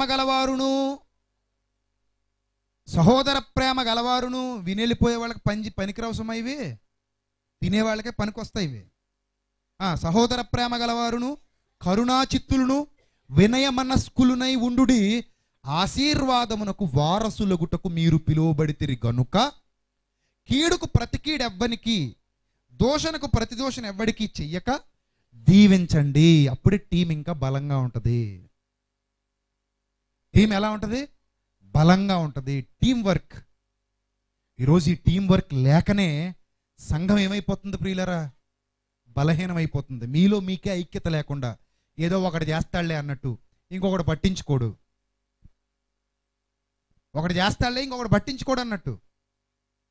అలాంటి దౌర్భాగ్య స్వభావం ఉండకూడదు. ఒక రాజు ఒకరోజు రాజ్యంలో అన్నాడు, అందరు పాలు తీసుకుని రండి, రేపు ఉత్సవం ఉంది, పాలు కావాలని పెద్ద గుండెకి తయారు చేసి పెట్టించాడు. అక్కడ కొంతమంది వస్తున్నారు, అనుకుంటున్నారు నేను ఒక్కడే నీళ్ళు పోస్తే ఎవడో తెలుస్తుంది, అందరూ ఇలాగ పాలే పోస్తారు కదా, నేను ఒక్కడే నీళ్ళు పోసేద్దాం, ఆ పాలల్లో నా నీళ్ళు ఏమైపోతాయి?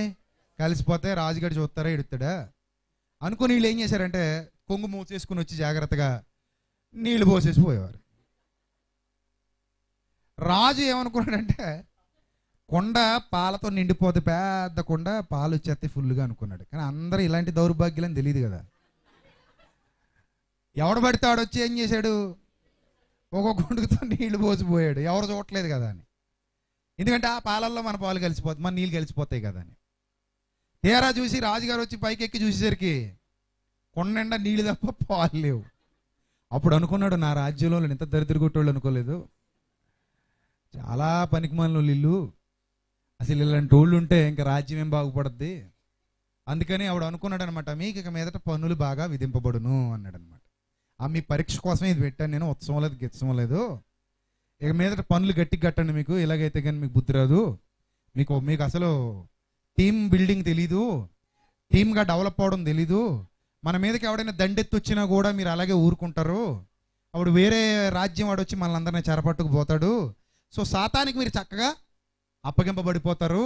కాబట్టి టీం వర్క్, కుటుంబం, మా అన్నయ్య, మా తమ్ముడు, మా చెల్లెమ్మ, మా అక్క, ఎంత బలంగా ఉంటుంది చెప్పండి. అది భలే ఉంటుంది కుటుంబం, పెద్ద కుటుంబం. పెద్ద కుటుంబంలో ఒకరంటే ఒకరికి ప్రేమ, ఒకరంటే ఒకరికి గౌరవం, ఒకరికొకరి సహకారం, ఒకరికొకరి ఆదరణ. మనం సినిమాల్లో చూడగలం అంతే, ఇలాంటివి ఇప్పుడు రియల్గా చూడలేకపోతున్నాం. కేవలం సినిమాల్లో చూపిస్తుంటారు కానీ రియల్గా వర్కౌట్ అవ్వట్లేదు. ఎందుకు వర్కౌట్ అవ్వట్లేదు అంటే అందరూ సెల్ఫిష్ అయిపోతున్నారు రోజు రోజుకి. ఎంతకాలం మనం ఇలా సెల్ఫిష్గా ఉంటామండి? మన అన్న అనుకున్నప్పుడు మనకు ఆ సెల్ఫిష్నెస్ ఉండదండి, నా చెల్లెమ్మ అనుకున్నప్పుడు నాకు ఆ సెల్ఫిష్నెస్ ఉండదు, నా తమ్ముడే అనుకున్నప్పుడు నాకు ఆ సెల్ఫిష్నెస్ ఉండదు. ఎందుకంటే మా అన్నకే కదా ఘనత వచ్చింది, ఏమైంది? మా తమ్ముడికే కదా ఘనత వచ్చింది, ఏమైంది? మా చెల్లెలకే కదా ఘనత, మా అక్కకే కదా ఘనత, రాని నా మనిషే కదా, నా రక్త సంబంధి, నా రక్త సంబంధి. ఇప్పుడు ఇంట్లో మీకు బ్రదర్స్ సిస్టర్స్ ఉన్నారు కదా, ఇక్కడున్న వాళ్ళని కూడా ఏమంటావు నువ్వు? బ్రదర్స్ సిస్టర్సే అంటావు. కానీ నువ్వు ఆ బ్రదర్స్ సిస్టర్స్కి ఇచ్చే విలువ వేరు, ఈ బ్రదర్స్ సిస్టర్స్కి ఇచ్చే విలువ వేరు. వాళ్ళు బాగుంటేనేమో హ్యాపీగా ఫీల్ అవుతావు, వీళ్ళు ఏమైనా కొంచెం ముందుకెళ్తుంటే మాత్రం కుళ్ళు చచ్చిపోతుంటాం. మరి అది ఎలా చెప్పండి మనకి? అప్పుడు టీం ఎలా డెవలప్ అవుతుంది మనది? చెప్పండి, టీం ఎలా డెవలప్ అవుతుంది? ఇంకెన్నాళ్ళు ఉండిపోవాలా సంఘం? ఇంకా డెవలప్ అవ్వమా? జనం పెరగాలి, ఇంకా ఆత్మల సంపాదన జరగాలి, ఇంకా అనేక మంది మన సంఘంలోనికి సభ్యులుగా మారాలి. వాళ్ళతో మనం ఎప్పుడైతే కనెక్ట్ అయి ఉంటామో అప్పుడే అది సాధ్యం. మీటింగ్ జరుగుతుంది, ఎక్కువ మంది వస్తారు. మీటింగ్ అయిపోయిన తర్వాత ఇంతమంది ఉంటారా? ఏ అది ఎక్కడో లోపం ఉంది, గుర్తించండి. టీమ్గా ఉండడానికి ఎవడు ఇష్టపడట్లేదు అనమాట. టీమ్గా ఉండడానికి ఎవడు ఇష్టపడట్లేదు. నేను మీకు నిజం చెప్తాను, స్టీఫెన్ చాలా చక్కగా చెప్తాడు వాక్యాన్ని కదా, చాలా బాగా చెప్తాడు. మీరు వాడుకుంటే మంచిగా ఉపయోగపడతాడు. ఇంకా బలంగా మీరు ఉపయోగించవచ్చు, ఇంకా బలమైన కార్యాలు మీరు చేయొచ్చు. అస్తమానం నేను ఇక్కడికి రావటం నాకు వీలు పడదు కదా. ఇంకా డెవలప్ అయ్యే వాళ్ళు చాలామంది ఉంటారు ఇక్కడ. వాళ్ళని కూడా ఎంకరేజ్ చేస్తే ఇంకా చక్కగా బెంగళూరులో ఇంకా ఎక్కువ వర్క్ డెవలప్ చేయొచ్చు. ఇంకా టీమ్గా మనం ఇంకా ఎక్కువ వర్క్. మా అత్తయ్య గారు ఉన్నాడు, చాలా కష్టపడి నడిపిస్తాడు. పిల్లలందరూ ఉన్నారు, చాలా కష్టపడి పనిచేసే పిల్లలు ఉన్నారు ఇక్కడ. ముఖ్యంగా నేను మన సెమినార్లో కూడా ఇక్కడ చెల్లెమ్మల్ని గుర్తు చేసుకున్నాను. వాళ్ళకున్న త్యాగం, వాళ్ళకున్న త్యాగపూరితమైన మనసు.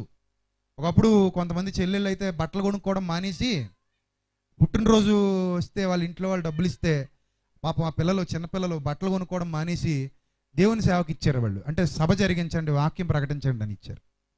సో ఇంకా ఇలాంటి వాళ్ళు ఇంకా లేవాలి, ఇంకా లేవాలి. ఆ మాతయ్య గారు ఒక్కడే పడతాడులే, మాకు ఎందుకులే, అతను జావతను తెస్తాడు అనుకుంటే ఇంకెంతకాలం ఇస్తాడు? ఆ స్టీఫెన్ ఒకడు పడతాడులే, మనం ఏం సహకరించక్కర్లేదులే, ఆడి తిప్పుకుంటాడులే, వాడు తిరుగుతాడులే అంటే తను ఒక్కడు ఉద్యోగం చేసుకుంటాడా, దేవుని సేవ చూసుకుంటాడా? ఎంతకాలం కష్టపడతాడు? పర్లేదులే, ఒకళ్ళు నలుగురు ఉన్నారు పిల్లలు గట్టిగా ఉన్నారు జిమ్ బాడీలతో, వీళ్ళు పడతారులే, వీళ్ళు వేసుకుంటారులే కుర్చీలు, వీళ్ళు మోసుకుంటారులే, వీళ్ళు తెచ్చుకుంటారులే స్టేజు, వీళ్ళు పడతారులే పాటలు, వీళ్ళు పడతారులే ఇంకా పోస్టర్లు ప్రయాణాలు అన్నీ వీళ్ళు చూసుకుంటారు, మనకెందుకులే అనుకుంటే వాళ్ళు ఒక్కళ్ళు వాళ్ళ పనులు ఎంతకాలం చేసుకుంటారు, వాళ్ళ బాధలు ఎంతకాలం పడతారు, వాళ్ళు ఎంతకాలం శ్రమ పడతారు?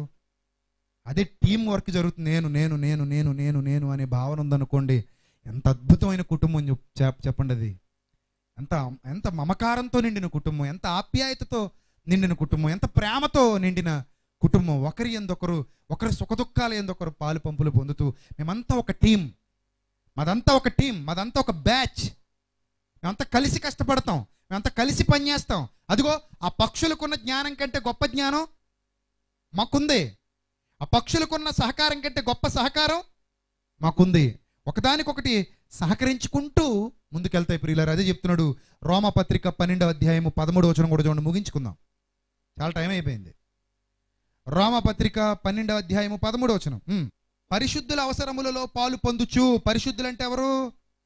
దేవుని పిల్లలు, విశ్వాసులైన దేవుని పిల్లలందరూ పరిశుద్ధులే. ఎందుకంటే మనల్ని దేవుడు ఏమని పిలిచాడు? క్రీస్తునందు విశ్వాసం ఉంచిన వారిని అందరినీ పరిశుద్ధులని పిలిచాడు. మన నీతిని బట్టి పరిశుద్ధులం కాలా, క్రీస్తునందు విశ్వాసం ఉంచుటను బట్టి పరిశుద్ధులమయ్యాం. ఆయన విశ్వాస మూలమైన పరిశుద్ధత, అది విశ్వాస మూలమైన నీతి. అబ్రహాము దేవుని నమ్మెను, అది అతనికి నీతిగా పరిశుద్ధతగా ఎంచబడెను కదా.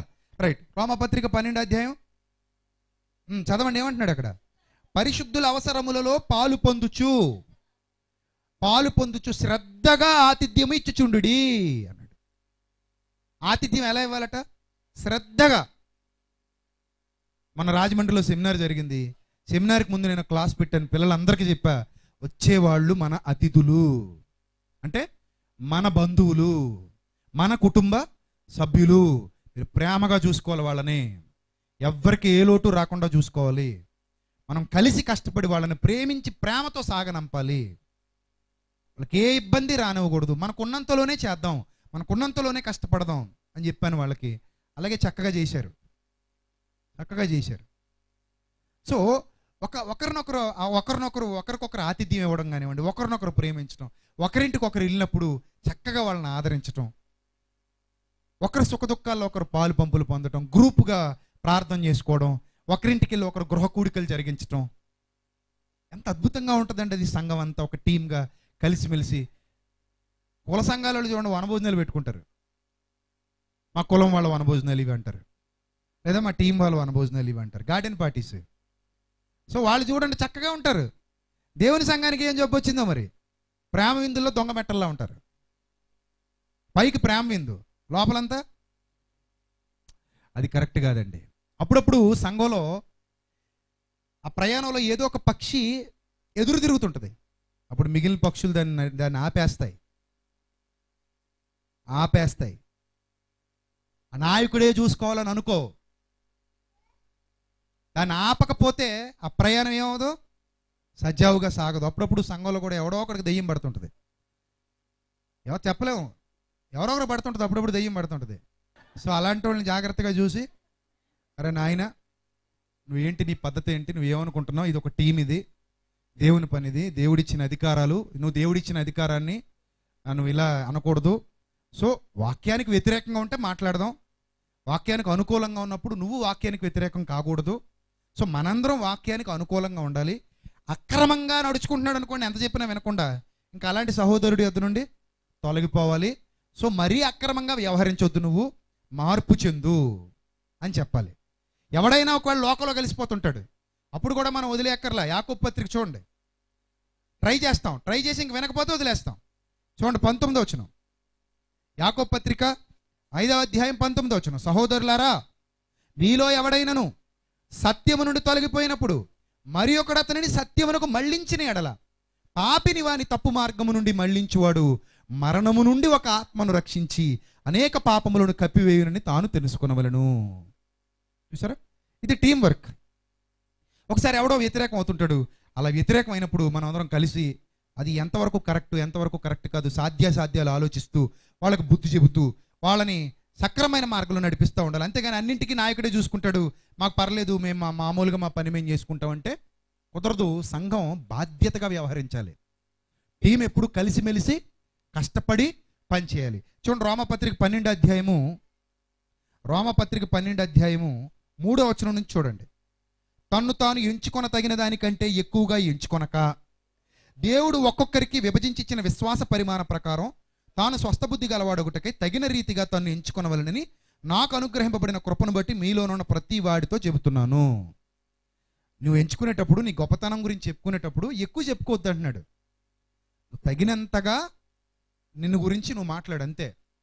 మరీ ఎక్కువద్దు. ఎక్కువైతే అవతల వాళ్ళు అసూయ పుట్టొచ్చు, ఇబ్బంది కలగవచ్చు. అది అవసరం లేదు. నీ గొప్పతనాన్ని అవతలవాడు గుర్తిస్తే బాగుంటుంది, నువ్వే చెప్పుకుంటే బాగోదు. తర్వాత, ఒక్క శరీరంలో మనకు అనేక అవయవములు ఉండినను ఈ అవయవములన్నిటికీ ఒక్కటే పని ఎలా ఉండదో, అంతే కదా. చేయి పని చేయదే కదా. బకెట్ కాలుతో తేగలవేటి, తేలావు కదా. తెస్తారా బకెట్ కాలుతో? తెండ చూద్దాం. నీళ్ళ బకెట్ కాలుతో తెండ ఎవరైనా తెస్తారేమో. ఎలా తెస్తారు? కాలు ఎలా మడత పెట్టి అక్కడ తగిలించుకుంటారా? కుంటుకుంటూ ఎగురుకుంటూ వస్తే నీళ్ళన్నీ ఎక్కడ ఉంటాయి? కింద ఉంటాయి. కాలేమో ఇరిగిపోయి మూల ఉంటుంది. సో పనులు అవ్వు. కాలు పని కాలుదే, చెయ్యి పని చెయ్యిదే. కాలు లేచి నువ్వు దేవడవేడి బకెట్ నేను తెస్తానందనుకో, పనులు అవ్వు. అందుకే ప్రేమ లేనివాడి పాటలో రాశాను. ప్రేమ లేనివాడి పాటలో కాలు ఎదిగిపోతుందని ఓర్వలేక కన్ను బాధపడదు. ఎందుకు ఆ లైన్ రాశానంటే, కనుగుడ్డు మనం పుట్టినప్పటి నుంచి నల్లగుడ్డు అంతే ఉంటుంది. చిన్నపిల్లలకు చూడండి ఎంత ఉంటుంది, ఇంతే ఉంటుంది. మనకెంత ఉంటుంది, అంతే ఉంటుంది. అదిగా పిల్లడు ఉన్నాడు చూడండి, వాడు గుడ్డు ఎంత ఉంది, తల్లి అంతే ఉంది. సో అవయవాలలో ఎదగని అవయవం ఏదైనా ఉంటే అది ఏది, నల్లగుడ్డు ఒకటే, ఇంకెదగదు. పుట్టినప్పటి నుంచి చచ్చిపోయేంత వరకు అంతే ఉంటుంది. కానీ కాలు పుట్టినప్పుడు ఎంత ఉంటుంది, చచ్చినప్పుడు అంత ఉంటుంది. సో ఈ కన్ను చూస్తూ ఉండగానే కాలు ఏమవుతా ఉంటుంది, ఎదిగిపోతా ఉంటుంది. ఆవిడ కన్ను కుళ్ళిపోతా ఉంటుందా, అసూయతో రగిలిపోతా ఉంటుందా? నేను పుట్టినప్పుడు ఇంతే ఉన్నాను, చచ్చేప్పుడు ఇంతే ఉన్నాను, నేను రోజు చూస్తున్నాను, నాకు రెస్ట్ లేదంటదా? అసలు ఇది నడవాలంటే నా వల్లే నడుస్తుంది, లేకపోతే ఇది గోతులో పడిపోద్ది, వెళ్ళి కాలికి ముళ్ళు గుచ్చిపోతే, దీనికి గోరు ఎగిరిపోద్ది రాయిది అనుకొని నేను చూపించడం వల్ల అది అలా ఉంది అని కాలుని చూసి కన్ను ఎప్పుడైనా కుళ్ళిపోద్దా, అసూయ పడద్దా? అందుకే రాశా లైన్, కాలు ఎదిగిపోతుందని వారవలేక కన్ను బాధపడదు. కంటిలోన నలుసు పడితే నాట్యం తెలిసిన కాలు సంబరంతో నాట్యం ఆడదు. కంటిలో నలుసు పడింది అనుకోండి, కన్నుకు బాధ కదా, అప్పుడు కాలు తకదిమితో అందు. అలా అంటే అసలు అది శరీరంలోని అవయవమే కాదు. అందుకే కంటిలోన నలుసు పడితే సంబరంతో కాలు నాట్యం ఆడదు. చేయి లేచి చెవిని నరకదు, ప్రేగు గుండెను ఉరితీయదు. సో ఇలాంటి లైన్స్ అన్ని ఎందుకు రాశానంటే, సంఘం ఇలా ఉంటే శరీరం ఎంత బాగుందో అంత బాగుంటుంది. సంఘం అలా ఉండాలి. అందుకే చెప్తున్నాడు చూడండి, ఏమంటున్నాడు, శరీరంలో మనకు అనేక అవయవాలు ఉండినను ఈ అవయవాలన్నిటికీ ఒక్కటే పని ఎలా ఉండదో అలాగే అనేకులమైన మనము క్రీస్తులో ఒక్క శరీరముగా ఉండి ఒకని కొరకు ఒకరము ప్రత్యేకముగా అవయవములమై ఉన్నాము. ఒకని కొరకు ఒకరు. కన్ను ఏడుస్తుంది అనుకోండి, చెయ్యి తుడుస్తుందా తుడదా? తుడుస్తుందండి. బల్లి ఏడుస్తుందని చప్పట్లు కొట్టదు, తుడుస్తుంది. మత్తయ్య గారికి కష్టం వచ్చింది అనుకోండి, మీలో ఎవరు వచ్చి ఆదుకుంటారు. మీకు ఎవరికైనా కష్టం వచ్చింది అనుకోండి, స్టీఫెన్ వచ్చి ఆదుకుంటాడు. ప్రసాద్కి కష్టం వచ్చింది అనుకోండి, మీరు వెళ్ళి ఆదుకుంటారు. ఈ తమ్ముడు కష్టం వచ్చింది అనుకోండి, ఈ మత్తయ్య గారు స్టీఫెన్ అందరు వెళ్ళి ఆదుకుంటారు. చూసారా ఎంత బాగుంది? ఇలాగా ఎంత బాగుందో చూసారా? ఎవరికైనా ఒకడికి పెళ్ళి అవుతుంది అనుకోండి, మీరు అందరూ ఏడుస్తూ ఉండకూడదు, ఫోన్లే అని మీరు కూడా హ్యాపీగా వెళ్ళి వాళ్ళ సంతోషంలో పాలు పొందుతారు. వాళ్ళ సంతోషంలో పాలు పొందుతారు. సో బాధలోనూ మీరు పాలు పంపులు పొందాలి, తర్వాత సంతోషంలోనూ పాలు పంపులు పొందాలి. ఇలా ఉంటే ఒక వండర్ఫుల్ టీమ్, అద్భుతమైన టీం, అది బలమైన టీం అది. అందుకే శరీరముగా ఉండి ఒకరికొకరు ప్రత్యేకముగా అవయవములమై ఉన్నాము. మనకు అనుగ్రహింపబడిన కృప చొప్పున వెవ్వేరు కృపావరములు కలిగిన వారమై ఉన్నాము కనుక ప్రవచన వరమైతే ప్రవచనము, పరిమాణము చొప్పున ప్రవచింతము, పరిచర్య అయితే పరిచర్య, బోధించువాడైతే బోధించుట, హెచ్చరించువాడైతే హెచ్చరించుట, పని కలిగి ఉందుము అంటున్నాడు. ఇంకా ఆ కాలంలో ప్రవచనాలు పూర్తవలేదు సుమా, మళ్ళీ ఇప్పుడు ప్రవచనాలు మొదలెట్టకండి. ఇంకా అప్పటికి ప్రవచనం పూర్తి కాల. ప్రవచనం ఎప్పుడు పూర్తయింది? ప్రకటన గ్రంథంతో పూర్తయింది. ఈ ప్రవచన గ్రంథమున్న వాక్యములలో ఒకటి కలపకూడదు, ఒకటి తీసేయకూడదు. అంటే ప్రవచనాలు పూర్తయ్యాయి, ఇంకా కొత్త ప్రవచనాలు ఏమి ఇందులో యాడ్ చేయకూడదు. మనం చదువుకునే సమయానికి ఇంకా ప్రవచనాలు ఉన్నాయి, రోమాపత్రిక వ్రాయబడే సమయానికి. అందుకే ప్రవచన వరం అయితే ప్రవచనం అంటాడు. ఇక పరిచర్య ఎప్పుడు ఉంది? బోధించేవాడు ఎప్పుడు బోధిస్తాడు, హెచ్చరించేవాడు ఎప్పుడు హెచ్చరిస్తాడు. ఇందులో పని కలిగి ఉందుము. పంచిపెట్టువాడు శుద్ధ మనస్సుతోను, పై విచారణ చేయవాడు జాగ్రత్తతోను, కరుణించేవాడు సంతోషంతోను పని జరిగింపవలను. సంఘంలో ఉన్న పనులు ఇవన్నీ పని జరిగింపవలను. మీ ప్రేమ నిష్కపటమైనదై ఉండవలను. చెడ్డదానిని అసహించుకొని మంచిదానిని హత్తుకుని ఉండుడి. సహోదర ప్రేమ విషయంలో ఒకని యందొకడు అనురాగము గలవారై. సహోదర ప్రేమ విషయాలు ఎలా ఉండాలట? ఒకని యందొకడు అనురాగము గలవారై ఘనత విషయంలో ఒకరినొకడు గొప్పగా ఎంచుకొనుడి. ఘనత విషయంలో ఒకరినొకడు ఎలా ఎంచుకోమంటున్నాడు? గొప్పగా. ఎవరి దగ్గర టాలెంట్ కనబడింది అనుకో, లోపల కుళ్ళిపోకు, మనస్ఫూర్తిగా పొగిడే. నీకు వచ్చే నష్టం ఏంటో? డబ్బులు పోతాయా? నష్టపోతావు? చెక్కుపోద్దా? ఏమైపోద్ది నీకు? ఏమైపోద్ది? ఏమవుదు కదా. ఇంగ్లీష్లో బాగా మాట్లాడతాడు స్టీఫెన్. నేను కుళ్ళిపోకూడదు కదా, నాకు ఇంగ్లీష్ రాదని. ఏమనాలి? అరే బాగా మాట్లాడుతున్నావు తమ్ముడు, నువ్వు ఇంకా బాగా మాట్లాడంటే నాకు ఏమైనా నష్టమైనా, పళ్ళు ఏమైనా రాలిపోతాయా?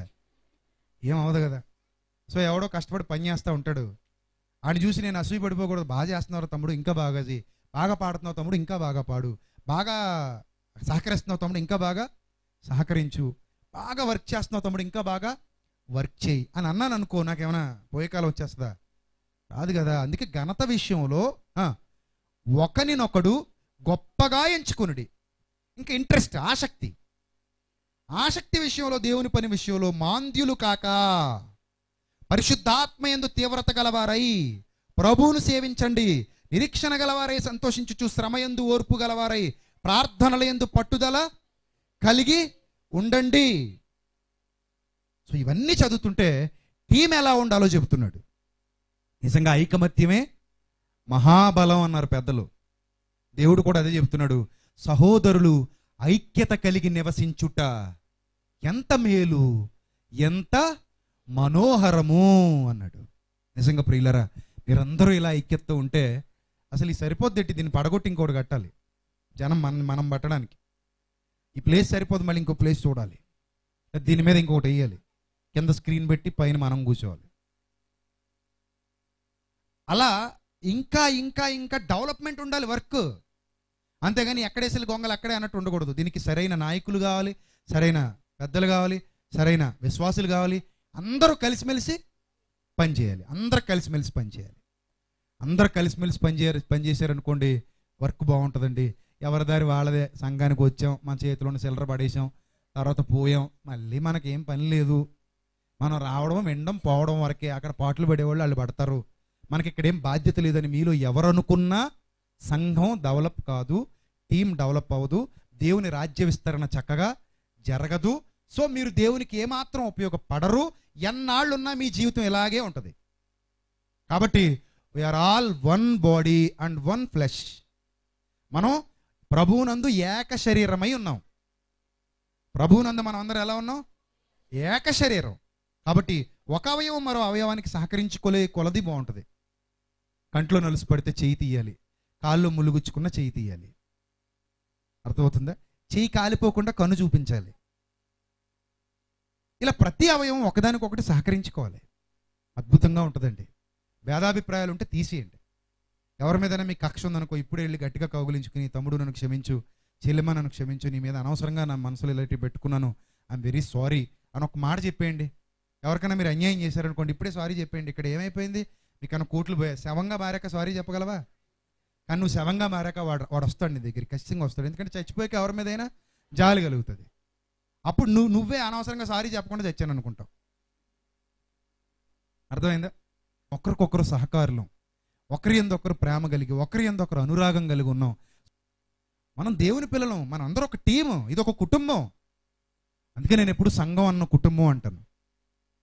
సంఘం అంటేనే అర్థం ఏంటి? మరో అర్థం కుటుంబం. కాబట్టి ఇక్కడ ఎవరైనా ఒకవేళ ఒకరంటే ఒకరికి పడని వాళ్ళు కానివ్వండి, ఒకరినొకరు చూడలేని వాళ్ళు కానీ ఉన్నారనుకోండి, ఇప్పుడే ఒకరినొకరు గట్టిగా హగ్ చేసుకుని సారీ చెప్పేసుకోండి. ఒకవేళ పురుషులంటే స్త్రీలకి, స్త్రీలంటే పురుషులకి పడదనుకోండి, వెళ్ళి అన్నయ్య, చెల్లెమ్మ, నేను నీ విషయంలో తప్పుగా మాట్లాడాను, లేదా నువ్వు నా విషయంలో తప్పుగా మాట్లాడావు, I'm sorry Chellemma, I'm sorry అన్నయ్య అని పురుషులు స్త్రీలు చెప్పుకోండి, సరిపోద్ది. అర్థమైందా? అలా ఇప్పుడే మీకున్న దాన్ని ఈరోజే వదిలేసుకుని ఈ రోజు నుంచి ఒక టీమ్గా పనిచేయడం మొదలు పెట్టండి. ఒక టీమ్గా పనిచేయడం ప్రారంభం. మీరు అందరూ అన్నదమ్ములు, ఒకే తండ్రి పిల్లలు, మీరందరూ రక్త సంబంధులు, ఒకే తల్లి పిల్లలు, ఒకే తండ్రి పిల్లలుగా బ్రతకండి. ఒకే కుటుంబంగా బ్రతకండి. ఇంకా ఎక్కువ కార్యాలు మీరు చేస్తారు, ఇంకా గొప్ప కార్యాలు చేస్తారు. మీ పిల్లలు ఇంకా డెవలప్ అవుతారు. ఈ టీం అద్భుతమైన టీంగా మారిపోతుంది. సంఘం అంతా ఈ పాఠం నేర్చుకుంటే చాలా బాగుంటుందండి. సంఘం నాయకుడు, విశ్వాసులు అందరూ బాగుంటారు. సో మీరు అందరూ ఇలా ఎదగాలని మనస్ఫూర్తిగా కోరుతూ అందరికీ నా యొక్క ఆశీస్సులు, నా యొక్క శుభాభివందనాలు తెలియజేస్తూ నా మాటలు ముగిస్తున్నాను. తలలు వంచండి, ప్రార్థన చేసుకుంటాం. క్రీస్తునందు మమ్మల్ని అధికముగా ప్రేమించిన మా కన్న తండ్రి, సర్వకృపానిధియగు మా దేవ, సహోదరుల ఐక్యత కలిగి నివసించుట ఎంత మేలు, ఎంత మనోహరము. మీ మాటల ద్వారా ప్రభా విలువైన జ్ఞాన సంగతులు మాకు తెలియజేశారు. ప్రభా ఈ సత్యాన్ని మేము అర్థం చేసుకుని మీ కొరకు ఉన్నతంగా బ్రతకడానికి సహాయం చేయండి. ఒకరికొకరు హెచ్చించుకుంటూ లోబడే గుణం కలిగి, ప్రేమ కలిగి, ఒకరినొకరు తగ్గించుకుని ప్రభా మిమ్మల్ని గణపరుస్తూ, మీ నామాన్ని మహిమపరుస్తూ, మీ కుమారుడైన క్రీస్తు రాజ్య విస్తరణలో ప్రతి ఒక్కరూ పాలు పంపులు పొంది, ప్రతి ఒక్కరూ కష్టపడి బ్రతకడానికి సహాయం చేయమని, పనిచేస్తున్న ప్రతి బిడ్డను దీవించి మరింతగా పనిచేయడానికి ప్రేరణ ఇవ్వమని, కష్టపడుతున్న ప్రతి ఒక్కరిని ప్రభు గణపరిచి ఇంకా ఉన్నతమైన స్థితిలో ఉంచమని, ఆయా ప్రాంతాల్లో ఉన్న ప్రతి ఒక్కరి ద్వారా మీ పనులు ఘనంగా జరిగించుకోమని, ప్రభు నాయకుల్ని, పెద్దల్ని, ప్రభు సహకారుల్ని, విశ్వాసుల్ని, స్త్రీలని, పురుషుల్ని, పిన్నల్ని అందరినీ జ్ఞాపకం చేసుకోమని, ప్రతి కుటుంబాన్ని మీ అందు వర్ధిలింపజేస్తూ వారికి కావలసిన సమస్తాన్ని సమకూర్చి ప్రభు 30 60 100 వారి జీవితాలు ఆశీర్వదింపబడి మీ పనిలో వర్ధిల్లుటకు సహాయం చేయమని క్రీస్తు నామములో ఈ ప్రార్థన మనవులు అడిగి వేడుకొనుచున్నాం మా కన్న తండ్రి. ఆమెన్. అందరికీ వందనాలు. Thank you.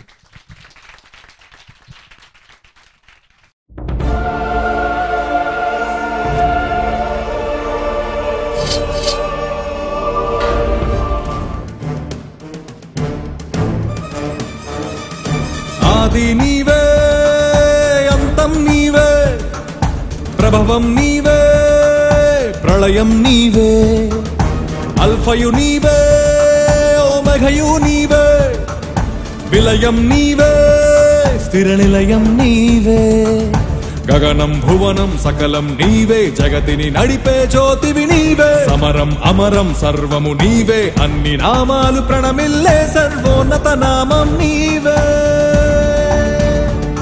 సర్వోన్నత నామం నీవే.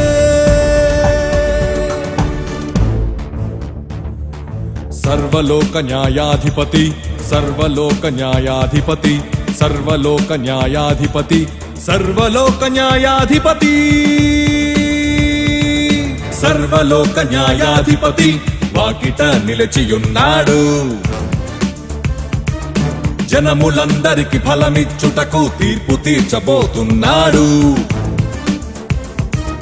సర్వలోక న్యాయాధిపతి వాకిట నిలిచియున్నాడు. జనములందరికి ఫలమిచ్చుటకు తీర్పు తీర్చబోతున్నాడు.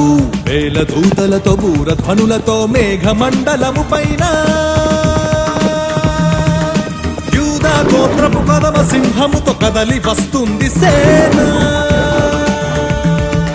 క్రీస్తు న్యాయపీఠం ఎదుట ప్రత్యక్షం కావాలందరూ. క్రీస్తు న్యాయపీఠం ఎదుట ప్రత్యక్షం కావాలందరూ.